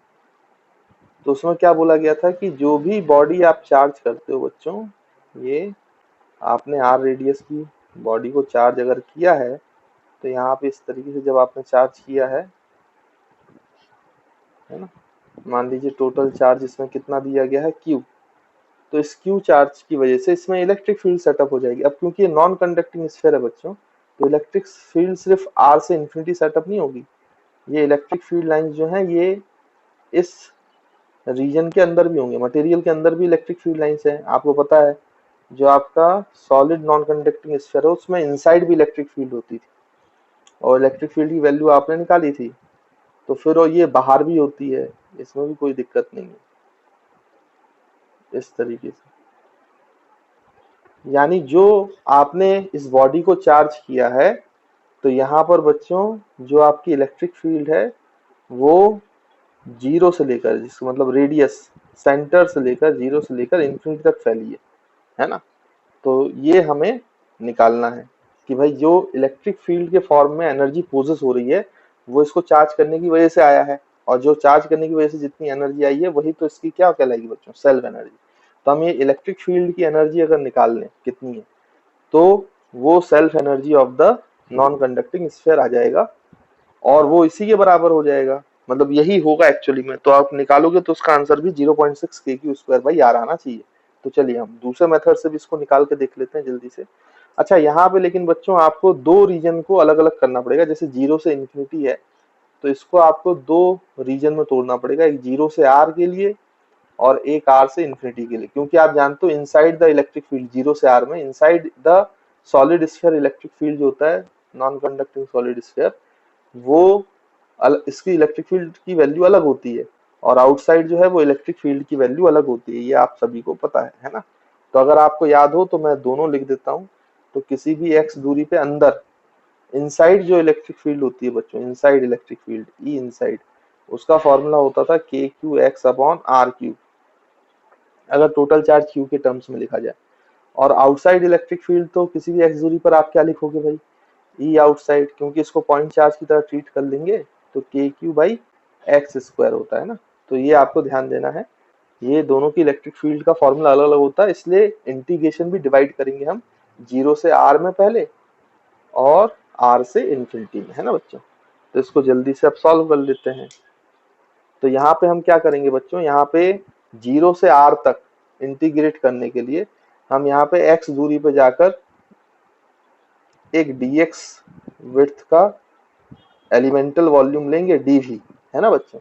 और फिर यही करेंगे कि 0 से यहाँ पे जब बाहर के लिए निकालेंगे आर से इन्फिनिटी, तो यहाँ पे भी हम क्या करेंगे बच्चों, x पे जाकर एक dx विड्थ का एलिमेंट ले लेंगे, यहाँ पे इस तरीके से स्फीयर ले लेंगे, है ना। अब ये dv की वैल्यू आप जानते हो 4 pi x square into D x, तो मैं बार बार यहाँ पर उसको लिख नहीं रहा हूँ। अब मैं डायरेक्ट सॉल्व करते हैं ना बच्चों। तो अगर इसको हम डायरेक्ट सॉल्व करें तो सॉल्व करने पे जो आंसर आएगा स्टूडेंट्स, उसको लिखते हैं। तो यहाँ पे हम लिखेंगे कि जो total energy in the form of, किसके फॉर्म में बच्चों, यहाँ पे है। तो अगर हम स्मॉल अमाउंट ऑफ एनर्जी की बात करें तो इन दोनों को आपको प्लस करना पड़ेगा। तो ये हो जाएगा कितना बच्चों, तो potential energy U E into D V. तो यूई इंटू डी वी करेंगे तो यूई की वैल्यू है हाफ एप्सिलॉन नॉट, पहले हम अंदर के रीजन की बात कर रहे हैं तो inside electric field into D V, और प्लस फिर हम अगर बाहर की बात करें तो यहाँ पे इलेक्ट्रिक फील्ड आउटसाइड, तो हाफ स्क्वायर भी होता है ना बच्चों, इंटू डी वी, ऐसे कर लेंगे। ठीक, तो टोटल एनर्जी करना पड़ेगा तो इंटीग्रेशन करना पड़ेगा, तो वो भी कर लेते हैं भाई। देखो तो U is equals to half epsilon nought integration 0 से लेकर r तक करना पड़ेगा बच्चों पहले हमें, ई इनका स्क्वायर, तो इसका स्क्वायर करो तो ये हो जाएगा के स्क्वायर क्यू स्क्वायर और multiplied by x square divide by are cube, तो आर की पावर 6 क्यूब का भी स्क्वायर होगा ना बच्चों, इनटू डीवी। तो डीवी की वैल्यू लिखेंगे 4 pi x square, 4 pi x square बच्चों, और multiplied by 4 pi x square into D x, और इसमें फिर प्लस साइन, ये अलग लिखा हुआ है इसको अलग लिख देते हैं, फिर plus sign half epsilon not यहाँ भी बाहर आ जाएगा, इंटीग्रेशन होगा बच्चों, यहाँ पे क्या हो जाएगा कि ये k square q square divide by x की power 4 into 4 pi x square into D x, और ये आर से लेकर इन्फिनिटी तक जाएगा, है ना बच्चों। तो ये वाला इंटीग्रेशन हम पहले भी सॉल्व कर चुके हैं, आर से लेकर इन्फिनिटी तक। तो ये आता था बच्चों 0.5 या फिर के क्यू स्क्वायर बाई 2, आपको याद होगा, है ना बच्चों। तो यहाँ पर हम लिख सकते हैं इसको कितना, u इज इक्वल्स टू, यहाँ पे देखो पहले ये हाफ 4 पाई एप्सिलॉन नॉट, ये 1 बाई के होता है तो एक के से ये कट जाएगा, तो इसको हमने पहले ही काट दिया। तो इसको अब हम क्या कर लेते हैं बच्चों, बाहर ले लेते हैं, कितना, k इंटू क्यू स्क्वायर बाहर आ जाएगा अपॉन 2 बाहर आ जाएगा, r की पावर 6 भी बाहर आ जाएगा, है ना। और ये अंदर इंटीग्रेशन है 0 से r तक, और ये x square into x square, तो ये x की पावर बच्चों 4 हो जाएगा इंटू डी एक्स आ जाएगा ये, है ना। और ये प्लस, ये तो r से लेकर इन्फिनिटी तक पूरा सॉल्व किया हुआ है हमने पिछले वाले केस में, वो यही तो फॉर्मूला था बच्चों। तो इसको सॉल्व करने के बाद अपना जो आंसर आया था वो डायरेक्ट हम यहाँ पे पुट कर देते हैं, ये आया था 0.5 के क्यू स्क्वायर बाई आर, है ना, या फिर के क्यू स्क्वायर बाई 2r, जैसे भी आपको लिखना है हम लिख सकते हैं। तो जो टोटल सेल्फ एनर्जी है, अब इसको सॉल्व करने पे क्या आएगा, k q square by 2 into r की पावर 6 मल्टीप्लाइड बाई आर की पावर 5 डिवाइड बाई 5। तो यहाँ से ये आर की पावर 6 और आर की पावर कैंसिल, तो ये 0.5 के क्यू स्क्वायर बाई आर। तो यहाँ पे ये पोटेंशियल एनर्जी या self energy of the non conducting charge sphere का फॉर्मूला हो जाएगा कितना बच्चों, 5 इंटू 2 10। तो ये हो जाएगा K q square by 10 are है ना बच्चों, और प्लस 0.5 के क्यू स्क्वायर बाई आर, या फिर इसको ऐसे भी लिख सकते हो 0.1 के क्यू स्क्वायर 1/10 0.1 होता है ना अपॉन आर, और प्लस 0.5 के क्यू स्क्वायर बाई आर। तो 0.1 प्लस 0.5, तो टोटल एनर्जी हो गई self energy solid non conducting sphere की बच्चों कितनी, 0.6 के क्यू स्क्वायर बाई आर। देखो यही आंसर आ रहा है, या फिर इसको ऐसे भी लिख सकते हो 3/5 के क्यू स्क्वायर बाई आर, जैसे भी लिखना चाहो। तो इस तरीके से बच्चों ये जो है ये आपकी self energy of non conducting charge sphere की आ गई। इस तरीके से आप चाहें तो दोनों मेथड से इसको निकाल सकते हैं। तो फील्ड एनर्जी के टर्म्स में भी आप बहुत आसानी से निकाल सकते हो और इस तरीके से निकाल सकते हो जैसे भी, लेकिन आपको मेन चीज फॉर्मूला याद रखना, formula is very very important है ना बच्चों। तो आई होप आपको ये समझ में आया होगा। देखिए बच्चों, अभी भी जितनी भी चीजें हमने चार्ज स्फीयर के बारे में सीखी हुई हैं उन सब की मैं यहाँ पे समरी लिख रहा हूँ ना, तो ये समरी बहुत इंपॉर्टेंट है, ये आपको याद होनी चाहिए और अच्छे से ध्यान में आपको रखना चाहिए, क्योंकि ये चार्ज स्फीयर से बड़े ही सवाल आते हैं। तो इनका आप एक चार्ट बना लो इस तरीके से और इसको याद रखना है ना। जैसे हॉलो कंडक्टिंग स्फीयर बोले तो ये सेम चीज वैलिड है हॉलो नॉन कंडक्टिंग स्फीयर के लिए, और यही सेम चीज वैलिड है सॉलिड कंडक्टिंग के लिए, क्योंकि वो भी एक प्रकार से हॉलो कंडक्टिंग जैसा ही बिहेव करता है, क्योंकि सरफेस पे चार्जेस आ जाते हैं ना बच्चे। या फिर कंडक्टिंग शेल, कुछ भी बोलो, इन सब के लिए कोई भी टर्मिनोलॉजी आए, ये जो मैं डाटा लिख रहा हूँ वही होगा। तो इनसाइड इलेक्ट्रिक फील्ड आप जानते हो ई इन जो होता है आपके होलो में वो 0 हो जाता है बच्चे, है ना। आउटसाइड इलेक्ट्रिक फील्ड तो उसको पॉइंट चार्ज की तरह माना जाता है, तो k Q upon are square होता है ना बच्चों। और ई वर्सेस आर का ग्राफ भी आपने बनाया हुआ है भाई। तो एक पॉइंट होता है जहां आर इक्वल्स टू आर होता है, यहाँ तक ये 0 होता है। उसके बाद फिर आपको याद होगा बच्चों, हमने देखा है कि वो इस तरीके से डिक्रीज करता है। तो E is inversely proportional to r square. वैसे वी इन, तो वी इन आप लिख सकते हो जो सरफेस पे होता है वही अंदर भी होता है इसमें, तो k Q by r, r is the radius of the sphere. V out, तो वी आउट तो बच्चों पॉइंट चार्ज का जो होता है के क्यू बाई स्मॉल आर, तो वही लिखेंगे। यहाँ पे पोटेंशियल वर्सेस रेडियस आर का अगर आपको ग्राफ बनाने को बोले तो वो भी आप बना सकते हो। तो इसका ग्राफ आपको याद होगा, इनसाइड पोटेंशियल कांस्टेंट होता है कब तक, जब तक r is equal to r होता है, और फिर ये डिक्रीज होना चालू करता है, v is inversely proportional to r से, है ना बच्चों। तो ये सब आप जानते हो। और इसकी सेल्फ एनर्जी हमने निकाल ली है कि सेल्फ एनर्जी जो टोटल एनर्जी है वो है के क्यू स्क्वायर बाई 2r। और ये जो सेल्फ एनर्जी है ये r से लेकर इंफिनिटी तक फैली होती है in the form of electric field, है ना। तो ये भी हमें पता है। फिर वैसे ही हम किसके लिए लिख सकते हैं बच्चों सारी चीजें, आपका नॉन कंडक्टिंग सॉलिड स्फीयर के लिए। तो आपको पता ही है इनसाइड जो इलेक्ट्रिक फील्ड होती है इसमें वो होती है के q small r by radius का क्यूब, है ना बच्चों, ये भी आपको याद होगा। आउटसाइड इलेक्ट्रिक फील्ड तो वही रहती है, पॉइंट चार्ज की तरह बिहेव करता है, तो k Q by are square. और उसके बाद अगर आपको ग्राफ बनाने को बोले तो आप ग्राफ भी बड़ी आसानी से बना सकते हो। ये आर, ये इलेक्ट्रिक फील्ड, तो यहाँ पे एक पॉइंट है r is equals to r, तो इससे पहले ये लीनियरली वेरी करता है इलेक्ट्रिक फील्ड, देखो डायरेक्टली प्रोपोर्शनल टू आर, है ना, और फिर ये वेरी ऐसे कर जाता है। तो इधर E is proportional to 1/r square, है ना बच्चों। फिर वैसे ही आप v इनसाइड लिख सकते हो, तो इसका v इनसाइड का formula v inside is equals to, नीचे लिख रहा हूँ बच्चों, तो इसका फॉर्मूला हमने दिखा था K Q by 2r cube bracket में 3r square minus small r square, है ना। तो ये आपका इनसाइड द किसी भी r दूरी पर ये पोटेंशियल का बच्चों फॉर्मूला होता है। तो ये फॉर्मूला आपको याद होना चाहिए, ठीक। और उसके बाद फिर आप यहाँ पे आउटसाइड अगर पोटेंशियल लिख सकते हो तो वी आउट की वैल्यू हो जाएगी बच्चों सिंपली के क्यू बाई स्मॉल आर। इसमें तो कोई दिक्कत है ही नहीं। और आप इसमें किसका डायग्राम भी बना सकते हैं बच्चों, आर वर्सेस वी का डायग्राम। तो इसमें आपने देखा होगा कि ये आपका बच्चों r is equal to r है। तो यहाँ पे पहले वो ऐसे होता है, यहाँ पे ऐसा पैराबोला बनता है, ये के क्यू बाई आर होता है, तो ये 1.5 के क्यू बाई आर हो जाता है।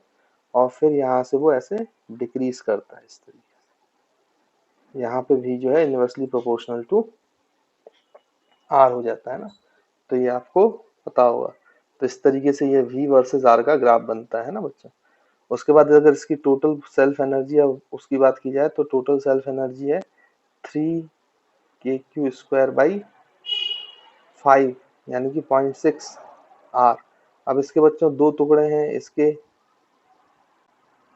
इसमें के क्यू स्क्वायर बाई 10 आर मतलब आपका 0.1 आर, और इसमें बच्चों के क्यू स्क्वायर बाई 2 आर मतलब 0.5 आर। ये जो एनर्जी है ये 0 से लेकर आर रेडियस तक फैली हुई है, और ये एनर्जी जो है आर से लेकर इन्फिनिटी तक फैली हुई है। तो ये आपको पूरा प्रॉपर चार्ट बच्चों अच्छे से पता होना चाहिए, याद होना चाहिए, ताकि अगर आपको स्फीयर से रिलेटेड कोई भी सवाल आए तो आपको ये अगर ये याद होगा तो वो आसानी से बन जाएगा। तो इसमें सारी चीजें मेंशन की हुई है ना। तो समरी के लिए बच्चों ये चार्ट जरूर पढ़कर जाएं, याद करके जाएं। तो इससे पूरा स्फीयर का जो कॉन्सेप्ट है जो आपने गॉस लॉ से अभी तक सीखा है वो सब इंक्लूड हो जाएगा, सभी प्रकार के स्फीयर्स इसमें आ जाएंगे। तो देखिए बच्चों अब मैं आपको एक चीज और बता रहा हूँ, टोटल इलेक्ट्रोस्टैटिक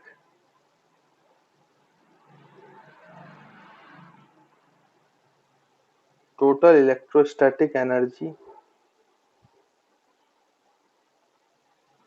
ऑफ सिस्टम, किसी भी सिस्टम का total electrostatic energy system of charges को कैसा लिखा जाता है। अभी तक बच्चों पॉइंट चार्जेस थे तो उनके लिए हम सेल्फ एनर्जी नहीं लिखा करते थे, लेकिन यहाँ पर हम जब कंडक्टर की बात करेंगे, स्फीयर की बात करेंगे, तो अगर total energy of the system लिखना है तो उसमें आपको सेल्फ एनर्जी को भी इंक्लूड करना पड़ेगा उनकी, क्योंकि उसमें भी वर्क डन किया गया था। और दो चार्ज स्फीयर के बीच में आपको इंटरेक्शन एनर्जी को भी काउंट करना पड़ेगा। तो टोटल इलेक्ट्रोस्टैटिक एनर्जी में दोनों का सम हो जाता है, sum of self energies and sum of interaction energies, है ना बच्चों। तो यहाँ पे आपको लिखना चाहिए सबसे पहला पॉइंट कि electrostatic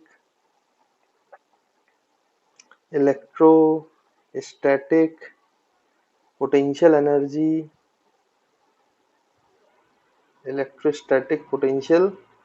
energy is the amount of work done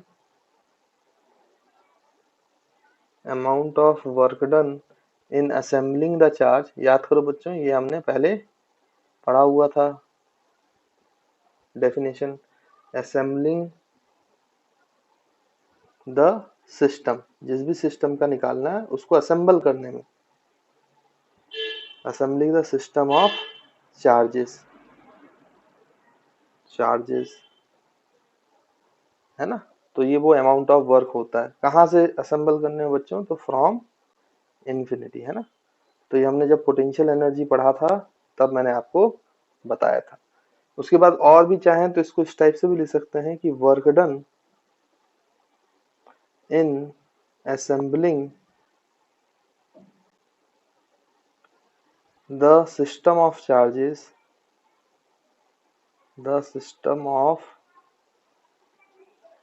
charges in a given configuration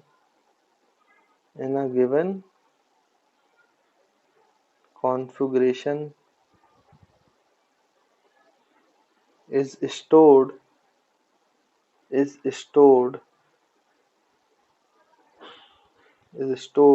in the form of field energy. तो बच्चों वो जो पोटेंशियल एनर्जी है सबका सिस्टम का असेंबल करने में लगा है तो फील्ड के फॉर्म में आ जाता है, इलेक्ट्रिक फील्ड। तो फील्ड एनर्जी के फॉर्म में भी स्टोर हो जाता है वो, है ना। उसी से तो अपीयर होते हैं इलेक्ट्रिक फील्ड। तो फील्ड, सॉरी यहाँ पे field energy of, form of field energy of electric field, तो ये भी हम लिख सकते हैं इसमें, है ना, electric field in a region, in the region. चलिए, और अगर हमें टोटल निकालना है बच्चों, टोटल इलेक्ट्रोस्टैटिक एनर्जी, तो जैसे मैंने बताया कि उसको सेल्फ एनर्जी को भी काउंट करना पड़ेगा आपको। तो total electrostatic energy is equals to total field energy, total field energy associated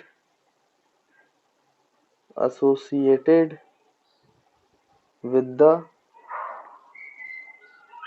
system of charges, associated with the system of charges, or is equals to summation of self energy of system plus summation of all the interaction energy। तो खुद की जो self energies हैं उनको भी आपको add करना है, और जो इंटरेक्शन एनर्जीज है उनके बीच में उनको भी ऐड करना है, तो वो आपका total potential energy of the system कहलाएगा, है ना, टोटल इलेक्ट्रोस्टैटिक एनर्जी कहलाएगी, है ना बच्चों। तो ये आपको ध्यान में रखना है। अब जैसे कुछ एग्जांपल्स करते हैं तो ये क्या कहना चाह रहा है वो आपको समझ में आ जाएगा, है ना। तो जैसे बच्चों पहला हम यहाँ पे क्वेश्चन लें, तो हमने क्या बोला कि यहाँ पर इस तरीके से ये हॉलो स्फीयर है और यहाँ बीच में सेंटर पे एक पॉइंट चार्ज क्यू रखा हुआ है और ये रेडियस आर है बच्चों, और ये हॉलो स्फीयर को हमने कैपिटल क्यू चार्ज दिया गया। तो आपसे बोला गया कि find the total potential energy, मतलब potential energy of the system क्या है। तो हम ये कैसे निकालेंगे बच्चों, तो इसको निकालने के लिए सिंपली आपको क्या करना पड़ेगा भाई, कि हमने अभी देखा सॉल्यूशन में, अगर हम देखें कि जो total potential energy of the system it is the sum of self energy. अब सेल्फ एनर्जी यहाँ पे पॉइंट चार्ज की तो होगी नहीं, है ना, पॉइंट चार्ज है, स्फीयर में जो चार्ज किया गया उसकी सेल्फ एनर्जी है। तो self energy of the sphere उसको हम एस आई बोलेंगे, और प्लस ये पॉइंट और इसके बीच में जो इंटरेक्शन एनर्जी आई वो हम बोलेंगे interaction energy between Q and capital Q. तो इसको जब आप लिखोगे तो सेल्फ एनर्जी इसकी कितनी होती है बच्चों, ये हॉलो स्फीयर है, कंडक्टर है तो हॉलो स्फीयर जैसा ही होगा, सॉलिड भी हो तो वही फॉर्मूला लगता है। तो k q square by 2r, और प्लस इंटरेक्शन एनर्जी कितना होगा बच्चों, तो यहाँ पे अगर हम पोटेंशियल निकाल लें और मल्टीप्लाइड बाई क्या कर दें, क्यू कर दें, तो हमें वो इंटरेक्शन एनर्जी मिल जाएगी, है ना। तो सेंटर पे हॉलो स्फीयर का कारण पोटेंशियल कितना होता है, के क्यू बाई कैपिटल आर, और मल्टीप्लाइड बाई क्यू करोगे तो वो इंटरेक्शन एनर्जी बन जाएगा क्यू और कैपिटल क्यू के बीच में। तो हमें यहाँ पे लिखना चाहिए पोटेंशियल डेट इज के क्यू बाई आर और मल्टीप्लाइड बाई स्मॉल क्यू। तो बच्चों ये आपका इंटरेक्शन एनर्जी हो गया दोनों के बीच का, सेल्फ एनर्जी और इंटरेक्शन एनर्जी। तो this is the total energy of the system. तो इस तरीके से मैं आपको बोला था कि सेल्फ एनर्जीज को भी सम करना पड़ेगा आपको, इंटरेक्शन भी, तभी टोटल इलेक्ट्रोस्टैटिक एनर्जी आएगा। और पोटेंशियल से आप मल्टीप्लाई करोगे तो सिर्फ वो एक चार्ज का इंटरेक्शन एनर्जी लिख रहे हो आप, बाकी को इंक्लूड आपने नहीं किया है, सेल्फ एनर्जी को इंक्लूड नहीं किया होता है ना। तो जब भी टोटल बोला जाएगा या पोटेंशियल एनर्जी और सिस्टम बोला जाएगा तो आपको ये काम करना पड़ेगा, नहीं तो आपका बच्चों आंसर गलत हो सकता है। चलिए और क्वेश्चंस करते हैं और उसके बाद उनको सॉल्व करते हैं। चलिए देखिए बच्चों और कैसे क्वेश्चन पूछे जाते हैं इसमें। जैसे मान लीजिए कि आपको एक क्वेश्चन इस तरीके से दिया जाए कि यहाँ पे सेंटर में बच्चों एक कैपिटल क्यू चार्ज है, फिर आर रेडियस का एक स्फीयर है, उसके सेंटर में क्यू चार्ज है और इस स्फीयर को माइनस क्यू चार्ज दे दिया गया है ना बच्चों। फिर कोसेंट्रिक एक और स्फीयर है इस तरीके से, और बोला गया कि इसका जो रेडियस है वो 2r है ना बच्चों, इसका रेडियस जो है वो 2r बता दिया गया, और इसको जो चार्ज दे दिया गया ये प्लस क्यू चार्ज दे दिया गया, और आपसे पूछ लिया गया कि total energy of the system या टोटल इलेक्ट्रोस्टैटिक एनर्जी क्या होगी, पोटेंशियल एनर्जी क्या होगी, ये बताइए। तो अब उसको कैसे बताएंगे भाई, देखो तो सिंपली सी बात है यहाँ पे सबकी सेल्फ एनर्जी को ऐड करना पड़ेगा प्लस इंटरेक्शन एनर्जी को ऐड भी, उसको भी ऐड करना पड़ेगा, है ना। तो हम यहाँ पे लिखते हैं भाई, तो अगर हम सॉल्यूशन करें बच्चों, तो सबसे पहले आपको क्या करना पड़ेगा कि सबकी सेल्फ एनर्जी लिख लो। तो पॉइंट चार्ज की तो सेल्फ एनर्जी है नहीं, तो हम यहाँ पे किसकी सेल्फ एनर्जी लिखेंगे भाई, एक काम करते हैं, पहले माइनस क्यू वाले की लिख लेते हैं। तो प्लस क्यू चार्ज के कारण जो सेल्फ एनर्जी होती थी वो प्लस में होती थी, तो माइनस क्यू के चार्ज का कारण जो सेल्फ एनर्जी होगी वो नेगेटिव में होगी। ये बात आपको ध्यान में रखना है ना। तो क्यू को साइन के साथ रखना है एनर्जी के फॉर्मूले। तो यहाँ पे इसकी सेल्फ एनर्जी हो जाएगी माइनस, तो यहाँ पे self energy of minus Q charge, फिर ऐड करना पड़ेगा self energy of plus Q charge, फिर आपको ऐड करना पड़ेगा बच्चों की इंटरेक्शन एनर्जी। तो interaction energy of Q and minus Q charge के बीच में इंटरेक्शन एनर्जी, फिर आपका इंटरेक्शन एनर्जी हो जाएगा क्यू इंटू क्यू आउटर और पॉइंट चार्ज के बीच में, और फिर आपको इंटरेक्शन एनर्जी लिखना पड़ेगा बच्चों माइनस क्यू और क्यू चार्ज के बीच में, जो सेकंड और थर्ड स्फीयर है ना। तो इस तरीके से आपको पूरी एनर्जीज लिखनी पड़ेगी। तो माइनस क्यू चार्ज के कारण self energy minus k q square by बच्चों टू के क्यू स्क्वायर बाई 2r, है ना। तो ध्यान रखेंगे इसका। देखिए बच्चों, ये आपसे क्वेश्चन पूछा गया है। क्वेश्चन में क्या बोला गया है कि सेंटर है, सेंटर पे एक पॉइंट चार्ज कैपिटल क्यू रखा गया है, फिर r रेडियस का एक स्फीयर है, उसमें माइनस क्यू चार्ज दिया गया है, फिर उसको कंसेंट्रिक एक और स्फीयर है जिसको प्लस क्यू चार्ज दिया गया है ना। तो इस तरीके से दो स्फीयर्स हैं और एक पॉइंट चार्ज है, और रेडियस r और ये 2r है। आपको total potential energy of the system बताना है। तो आपको अभी पढ़ाया गया है कि total potential energy of the system होता है sum of self energies plus sum of interaction energy होगा। तो सम ऑफ सेल्फ एनर्जी क्या होगा, पॉइंट चार्ज की सेल्फ एनर्जी नहीं होती है, तो स्फीयर की सेल्फ एनर्जी है, तो स्फीयर की सेल्फ एनर्जी माइनस Q1 की सेल्फ एनर्जी, फिर ये प्लस क्यू की self energy plus interaction energy of this Q and Q1 minus this Q, ये Q1 नहीं है बच्चों, Q है ना ये भी, तो Q and minus Q, self interaction energy between Q and this plus Q, and interaction energy between minus Q and plus Q। तो 3 इंटरेक्शन एनर्जी है और 2 सेल्फ एनर्जी, तो इन सब का सम जो होगा वो potential energy of the system कहलाएगा। तो बच्चों माइनस क्यू की सेल्फ एनर्जी स्फीयर की, उसकी सेल्फ एनर्जी लिखेंगे के क्यू स्क्वायर बाई 2r। अब कई बच्चों को यहाँ पे डाउट आता है कि सर ये माइनस क्यू है तो यहाँ पर प्लस क्यों आ रहा है, यहाँ पे तो माइनस साइन आना चाहिए। लेकिन बच्चों देखो यहाँ पे क्यू का स्क्वायर है, तो अगर आप माइनस क्यू का स्क्वायर करोगे तो भी प्लस आ जाएगा। और दूसरी बात यह है कि आपकी इलेक्ट्रिक फील्ड तो वहीं से जनरेट होगी ना, आर से लेकर इन्फिनिटी तक। अब ये है कि इन्फिनिटी से आर तक इलेक्ट्रिक फील्ड आएगी, लेकिन इलेक्ट्रिक फील्ड लाइंस तो वही हैं, तो एनर्जी में चेंज नहीं आएगा, एनर्जी तो उतनी रहेगी, पॉजिटिव ही रहेगी, है ना। तो बच्चों याद रखिएगा कि इसमें नेगेटिव चार्ज की वजह से नेगेटिव सेल्फ एनर्जी नहीं हो जाती है, सेल्फ एनर्जी पॉजिटिव ही रहती है, चाहे आपका नेगेटिव चार्ज हो चाहे आपका पॉजिटिव चार्ज हो। इसमें कंफ्यूज नहीं होना, कई बार इसमें बच्चे गलती कर देते हैं। तो आप तो ऐसे याद रखो, यहाँ पे मैं शॉर्ट में लिख देता हूं कि अगर आपका चार्ज स्फीयर जो है वो क्यू चार्ज है और आर रेडियस है, तो इसकी भी सेल्फ एनर्जी जो होगी वो हो जाएगी के क्यू स्क्वायर बाई 2r। और अगर आपका आर रेडियस का स्फीयर है और इस पे माइनस क्यू चार्ज दिया गया तो भी सेल्फ एनर्जी जो है वो के क्यू स्क्वायर बाई 2r होती है। नेगेटिव साइन से कोई फर्क नहीं पड़ता है ना बच्चों, क्योंकि इलेक्ट्रिक फील्ड तो वहीं तक है, उतने रीजन में है, वैसी ही है, बस उसकी डायरेक्शन अलग है, तो एनर्जी पे उस पर कोई फर्क नहीं पड़ता है। चलिए, तो ये आपको बात समझ में आ गई होगी, ठीक। तो बच्चों फिर self energy of plus Q, तो उसको भी हम लिखेंगे, तो ये k q square by 2r होता है, रेडियस होता है ना 2r, लेकिन इसका रेडियस ही 2r है, रेडियस भी 2r है, तो 2 इंटू 2r, तो ये हो जाएगा 4r, है ना बच्चों। इसके बाद फिर आपका इन दोनों के बीच का इंटरेक्शन एनर्जी, तो इसका पोटेंशियल यहाँ लिखो मल्टीप्लाइड बाई क्यू कर दो, तो माइनस क्यू का पोटेंशियल जो सरफेस पे होगा वही अंदर होगा, तो इसका यहाँ पर जो पोटेंशियल होगा वो होगा minus k Q by r multiplied by q, तो minus k q square by r हो जाएगा, है ना बच्चों। तो ये हम लिख लेते हैं यहाँ पे minus k q square by are. फिर हमें सेल्फ एनर्जी निकालना है इस क्यू और इस क्यू के बीच में, तो इसका जो पोटेंशियल होगा अंदर मल्टीप्लाइड बाई दिस चार्ज, तो इसका पोटेंशियल अंदर है के क्यू बाई 2r और मल्टीप्लाइड बाई ये, तो plus k q square k Q by two r into q, तो k q square by two r, है ना। इसको हम ऐसा लिख सकते हैं, है ना। टू आर रेडियस होता तो उसका पोटेंशियल वो होगा। ठीक बच्चों, उसके बाद फिर हमें क्या करना है कि यहाँ पर इन दोनों का इंटरेक्शन एनर्जी चाहिए। तो देखो माइनस क्यू चार्ज है इस पर, तो इसके अंदर क्यू की वजह से कितना पोटेंशियल होगा, जो इसके सरफेस पे होगा, मतलब k Q by two two r और मल्टीप्लाइड बाई माइनस क्यू, तो ये हो जाएगा minus k q square by two r, है ना। तो ये आपका सारी इंटरेक्शन एनर्जी लिखा गई और सारी पोटेंशियल एनर्जी लिखा गई।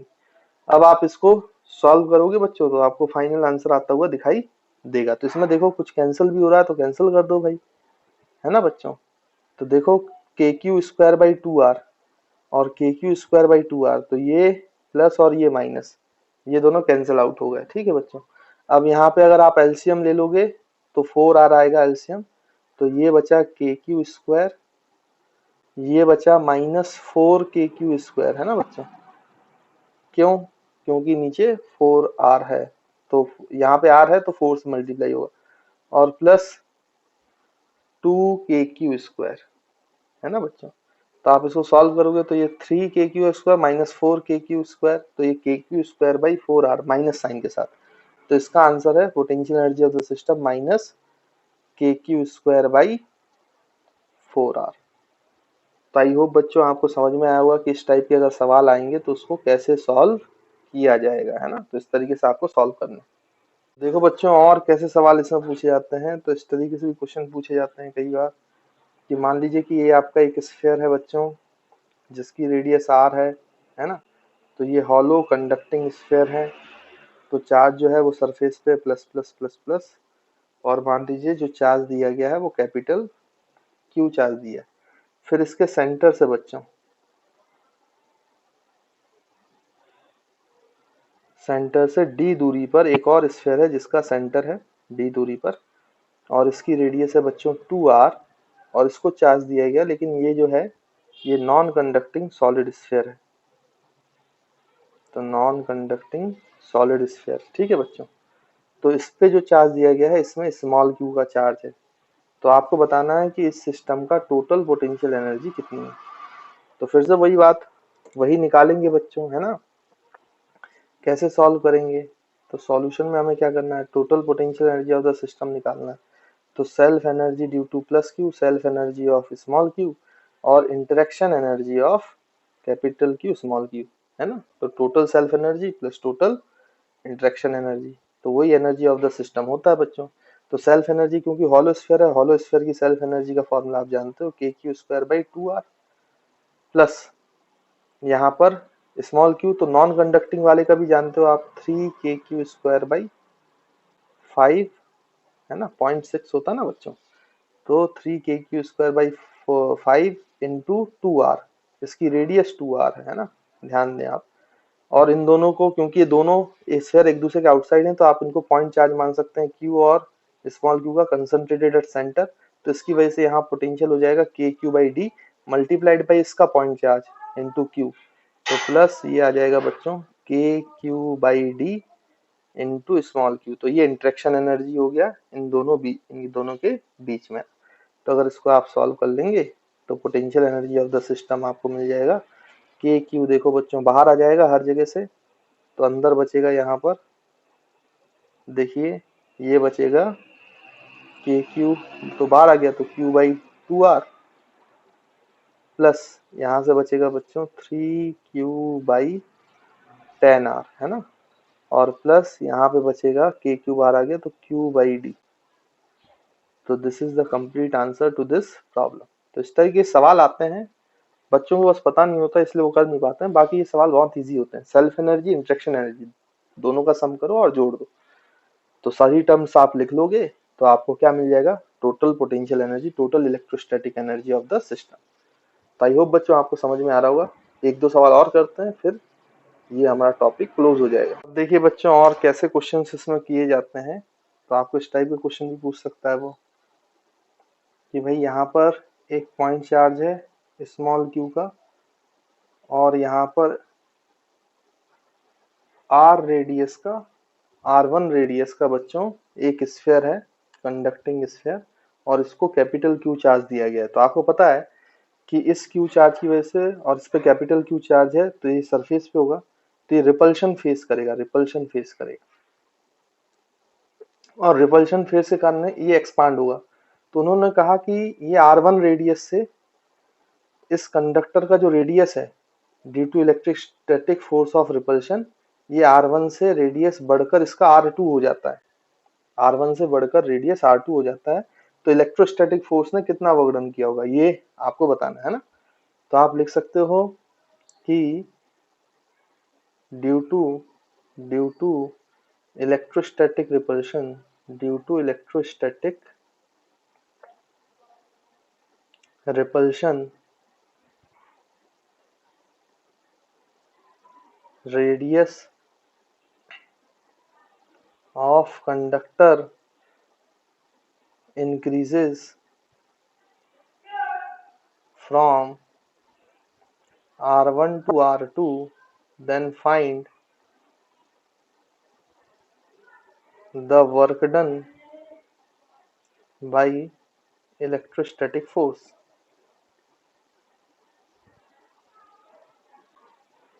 है ना बच्चों, तो ये आपसे क्वेश्चन पूछा गया है।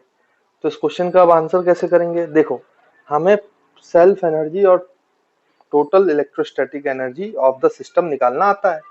अब भाई जो इसकी इनिशियल एनर्जी और फाइनल एनर्जी, तो आपको पता है हमने पहले पढ़ा था पोटेंशियल एनर्जी कंसेप्ट में कि work done by electrostatic force. तो इलेक्ट्रोस्टैटिक फोर्स जो है बच्चों वो एक कैसा फोर्स है, कंजर्वेटिव फोर्स है ना, कंजर्वेटिव फोर्स है। तो कंजर्वेटिव फोर्स के कारण जो आपका बच्चों वर्क डन होता है वो माइनस डेल्टा यू होता है, आपको याद होगा। तो minus u final, final potential energy of the system minus initial potential energy of the system. तो आप इसको लिख सकते हो initial potential energy of the system minus final potential energy.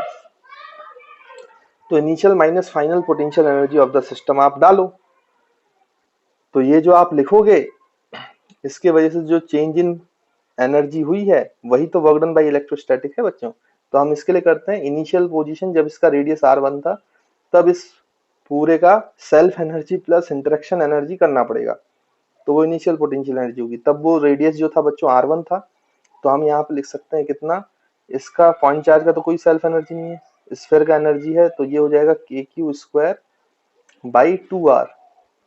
R initial बात कर रहे हैं तो इनिशियली वो रेडियस जो है वो R1 है, प्लस फिर इंटरेक्शन एनर्जी, तो इसके कारण पोटेंशियल यहाँ पर जो सरफेस पे वही अंदर होता है, तो KQ बाई R1 और मल्टीप्लाइड बाई Q, तो KQ by R1 multiplied by Q, तो ये बच्चों आपका इंटरेक्शन एनर्जी हो गया। तो जो ये total potential energy of the system है जो इनिशियली थी, है ना, फिर बीच में माइनस साइन, और फाइनल जो एनर्जी ऑफ द सिस्टम है जब इसका रेडियस R2 हो चुका है, तो फिर से लिखेंगे। तो इसकी सेल्फ एनर्जी अब कितनी हो जाएगी बच्चों, तो KQ square by 2R2 plus KQ by 2R2, ये पोटेंशियल हो जाएगा मल्टीप्लाइड बाई यहाँ पर Q, सॉरी मैंने 2R2 लिख दिया, यहाँ पे केवल R2 आएगा, यहाँ पे तो 2R2 आएगा, यहाँ पे रेडियस आती है केवल, है ना बच्चों, यहाँ 2R2 नहीं आएगा। तो पोटेंशियल होगा KQ बाई R2 और मल्टीप्लाइड बाई Q, यहाँ पे 2 होगा, इसको काट के मैं फिर से लिख देता हूँ क्योंकि ये तो सेल्फ एनर्जी लिख रहा है, तो KQ स्क्वायर बाई 2R2, है ना बच्चों। तो ये आपका फाइनल पोटेंशियल एनर्जी हो गया, इन दोनों का डिफरेंस है, यही वर्क डन बाई इलेक्ट्रोस्टैटिक है। अब इसको थोड़ा सा अगर आप चाहें तो सिंप्लीफाई कर दें भाई, यहाँ से देखो KQ जो है वो बाहर आ जाएगा, और KQ अगर आपका बाहर आ जाएगा तो अंदर क्या बचेगा बच्चों, देखो यहाँ पे Q1 मतलब Q अपॉन 2R1, और यहाँ से R1 भी कॉमन आ जाएगा मेरे ख्याल से, है ना बच्चों। तो R1 भी कॉमन ले लो, तो अंदर बचेगा ये Q बाई 2, और यहाँ पे बचेगा प्लस स्मॉल q, है ना, KQ बाई R1 तो बाहर आ चुका है, माइनस यहाँ से देखो बच्चों क्या बाहर आ जाएगा KQ, तो यहाँ से भी KQ बाहर आ जाएगा आपका, अपॉन R2 बाहर आ जाएगा, तो अंदर बचेगा Q बाई 2 और प्लस यहाँ पे बच्चों स्मॉल q, है ना, ये आपका अंदर आंसर बचेगा। उसके बाद आप चाहें तो इसको फर्दर अगर सॉल्व करना चाहें तो सॉल्व कर सकते हो एलसीएम लेकर या फिर के क्यू को और कॉमन लेकर। बाकी सभी चीजों के साथ आप इसको चाहें तो सॉल्व कर सकते हैं ना, ये आपके ऊपर। तो this is the work done by electrostatic force. तो ये वर्क डन हो जाएगा इलेक्ट्रोस्टैटिक फोर्स। ठीक है बच्चों, तो इस तरीके से आप चाहो तो इसको सॉल्व कर सकते हो। तो आई होप आपको बच्चों ये पॉइंट भी क्लियर होगा। देखिए बच्चों, ये क्वेश्चन अब पूछा गया, इसमें बोला गया कि एक solid conducting sphere of radius a solid conducting sphere of radius a having a charge q। देखो जिसका रेडियस a है, ये सॉलिड कंडक्टिंग स्फीयर है, इसका इस पे चार्ज q हमने प्रोवाइड किया है, इस surrounding by a conducting shell. तो ये कंडक्टिंग शेल से सराउंडेड है, जिसका इनर रेडियस जो है ऑफ इनर रेडियस 2a और आउटर रेडियस जो है बच्चों वो है 3a, है ना। तो आपसे ये बोला गया कि जब ये स्विच जो है ये क्लोज किया जाएगा, तो स्विच क्लोज करने से आपको पता है चार्जेस का ट्रांसफर होता है, तो वहां पे कुछ हीट भी प्रोड्यूस होगा। तो आपको बताना है कि find the amount of heat produce on closing the switch. तो स्विच को क्लोज करने पर कितनी हीट प्रोड्यूस होगी ये आपको बताना है बच्चों, है ना। तो अब ये कैसे निकालेंगे हम, देखिए। तो होगा क्या, अगर पहले जब हमने स्विच को क्लोज नहीं किया है तो ये अगर प्लस क्यू है तो यहाँ पे माइनस क्यू स्टोर होगा और बाहर प्लस क्यू आ जाएगा, है ना। क्योंकि ये जो कंडक्टिंग सेल है इसका तो नेट चार्ज 0 था ना जब स्विच क्लोज नहीं किया था, आइसोलेटेड था। तो यहाँ से देखो बच्चों, इस तरीके से इलेक्ट्रिक फील्ड थी इसमें, इस तरीके से इस रीजन में इलेक्ट्रिक फील्ड थी from a radius to 2a radius. फिर मटेरियल में तो नहीं थी, फिर बाहर रही होगी। लेकिन जैसे ही आपने इस स्विच को क्लोज किया तो हुआ क्या है बच्चों, ध्यान से देखो आप। तो ये आपका शेल है, कंडक्टिंग शेल, है ना। इस तरीके से अगर हम डायग्राम बनाए तो हुआ क्या बच्चों, जैसे ही आपने इन दोनों को कनेक्ट किया तो आपको पता है कि जो अंदर चार्ज होगा वो पूरा का पूरा फ्लो करके बाहर आ जाता है, क्योंकि अब ये कंडक्टर विद कैविटी जैसा हो गया, एम्प्टी कैविटी। तो कोई भी चार्ज अंदर रिसाइड नहीं करेगा, पूरा का पूरा चार्ज कहाँ जाएगा बच्चों, बाहर। तो अब जो इलेक्ट्रिक फील्ड है जो पहले ऐसे बाहर थी, है ना, इस तरीके से, वो अब पूरी की पूरी बाहर वैसे की वैसी है। बाहर तो वैसी की वैसी ही है इलेक्ट्रिक फील्ड, उसमें कोई चेंज नहीं आया। बाहर वाले सरफेस का क्यू के कारण था, पहले भी क्यू के कारण था, तो इसमें तो कोई चेंज नहीं आया। लेकिन ये जो अंदर की इलेक्ट्रिक फील्ड थी बच्चों, ये गायब हो गई, ये वैनिश कर गई। अब ये अंदर इलेक्ट्रिक फील्ड थी तो मतलब ये कुछ एनर्जी कैरी कर रही थी। अगर वो एनर्जी कैरी कर रही थी तो वो एनर्जी गायब हुई ना। तो जो एनर्जी गायब हुई है, जहां पे इलेक्ट्रिक फील्ड वैनिश हो गई है, वही तो किस में गई होगी बच्चों, हीट में, हीट के प्रोडक्शन में, है ना बच्चों। तो आई होप आप समझ पा रहे होंगे। यानी कि पहले जो इलेक्ट्रिक फील्ड यहाँ अंदर थी, ए रेडियस से लेकर 2a रेडियस तक, ए रेडियस से लेकर 2a रेडियस तक, यही इलेक्ट्रिक फील्ड वैनिश हुई है। और ये जो वैनिश हुई है, जो ये एनर्जी कैरी कर रही थी, ये गायब हुई है, तो वही हीट के फॉर्म में गई है चार्ज को ट्रांसफर करने के दौरान। तो इस तरीके से आपको माइंड लगाना है और फिर निकालना है। मतलब ये जो इलेक्ट्रिक फील्ड में एनर्जी थी, अगर इस रीजन की एनर्जी को मैं निकाल लूं तो मेरा काम बन जाए। वही हीट में क्या हुई है बच्चों, वही हीट में डेसिपेट हुई है। तो हम क्या करेंगे कि यहाँ से x दूरी पे जाके, क्योंकि इलेक्ट्रिक फील्ड वेरिएबल होगी यहाँ पर, तो x पे जाकर हम एक dx विड्थ का स्फीयर मान लेंगे इस तरीके से, है ना। छोटा सा वॉल्यूम dv मानना पड़ेगा हमें, तब तो हम इलेक्ट्रिक फील्ड से किसी रीजन पे एनर्जी निकाल पाते हैं। ऐसा काम हमने पहले बहुत बार किया है, तो एक बार और यहाँ पे करते हैं। तो देखिए, जब हम इसको सॉल्व करेंगे तो सॉल्यूशन में लिखेंगे बच्चों कितना, देखिए यहाँ पे आप लिखोगे कि on closing switch, on closing switch, on closing switch, amount of heat produced, amount of heat produced is equals to field energy, field energy earlier stored in region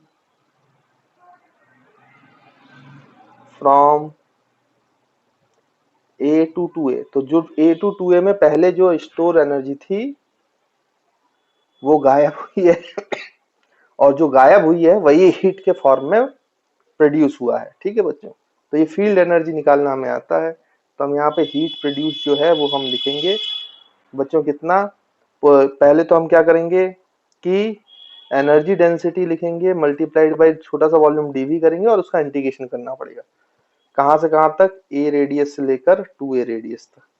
तो हमारा काम बन जाएगा। ठीक है बच्चों, तो यहाँ पे जो एनर्जी डेंसिटी होती है वो half epsilon nought E square. तो किसी भी x दूरी पे जाकर जो इलेक्ट्रिक फील्ड होती है बच्चों आप जानते हो के क्यू चार्ज की वजह से पॉइंट चार्ज होगा क्योंकि ये अंदर वाले स्फीयर के बाहर पॉइंट है, अपॉन एक्स स्क्वायर का होल स्क्वायर, क्योंकि बच्चों ये जो है ये आपका इलेक्ट्रिक फील्ड है एट पॉइंट एक्स है ना, और इनटू डीवी। तो ये ई स्क्वायर हो गया, ये हाफ एप्सिलॉन नॉट हो गया, ये यूई लिख लिया, डीवी की वैल्यू है 4 पाई एक्स स्क्वायर जैसा हम पहले कर चुके हैं मल्टीप्लाइड बाई डी एक्स है ना बच्चों। अब वही बात है, ये 4 पाई एप्सिलॉन नॉट एक के को कैंसिल कर देगा तो एक ही के बचेगा, तो जो बाहर आएगा ये ए से 2a रेडियस के लिए, तो ये बाहर आ जाएगा बच्चों के क्यू स्क्वायर बाई ये जो 2 है ये 2 भी बाहर आ जाएगा, एक्स स्क्वायर से एक्स स्क्वायर कैंसिल हो जाएगा, मैं डायरेक्टली लिख रहा हूँ। तो अंदर बचेगा आपका कितना भाई, केवल 1 by x square into D x बचेगा, और ये a से 2a आप इंटीग्रेट करोगे तो इंटीग्रेशन करने के बाद यहाँ पे क्या आएगा बच्चों, के क्यू स्क्वायर अपॉन 2, तो मैं डायरेक्टली लिख रहा हूँ। इसको जब आप इंटीग्रेट कर लोगे तो ये माइनस 1 बाई एक्स बचेगा, पहले लोअर लिमिट लगाएंगे तो 1 by A minus 1 by 2a बचेगा है ना, तो इसका एलसीएम लोगे तो 2 माइनस 1, तो 1 बाई 2a बचेगा फिर से, और 1 बाई 2a मल्टीप्लाई होगा, तो जो आपका आंसर है बच्चों वो कितना आएगा, k q square by 2a into 2, तो 4a। This is the heat produce on closing the switch, answer joule में। तो this is the required answer of this question है ना। तो बच्चों इस क्वेश्चन का ये आंसर है। तो आई होप आप समझ पाए होंगे कि इस टाइप के क्वेश्चंस को कैसे किए जाते हैं। तो बच्चों सेल्फ एनर्जी पर भी बहुत सारे क्वेश्चंस आते हैं, और ये पूरा इलेक्ट्रोस्टैटिक फील्ड एनर्जी का कॉन्सेप्ट था है ना। तो इम्पोर्टेंट कॉन्सेप्ट था, इससे अमूमन सवाल नहीं बनते हैं, लेकिन अगर आपने ध्यान से सुना हो तो आपसे आप क्वेश्चन कर पाओगे है ना बच्चों।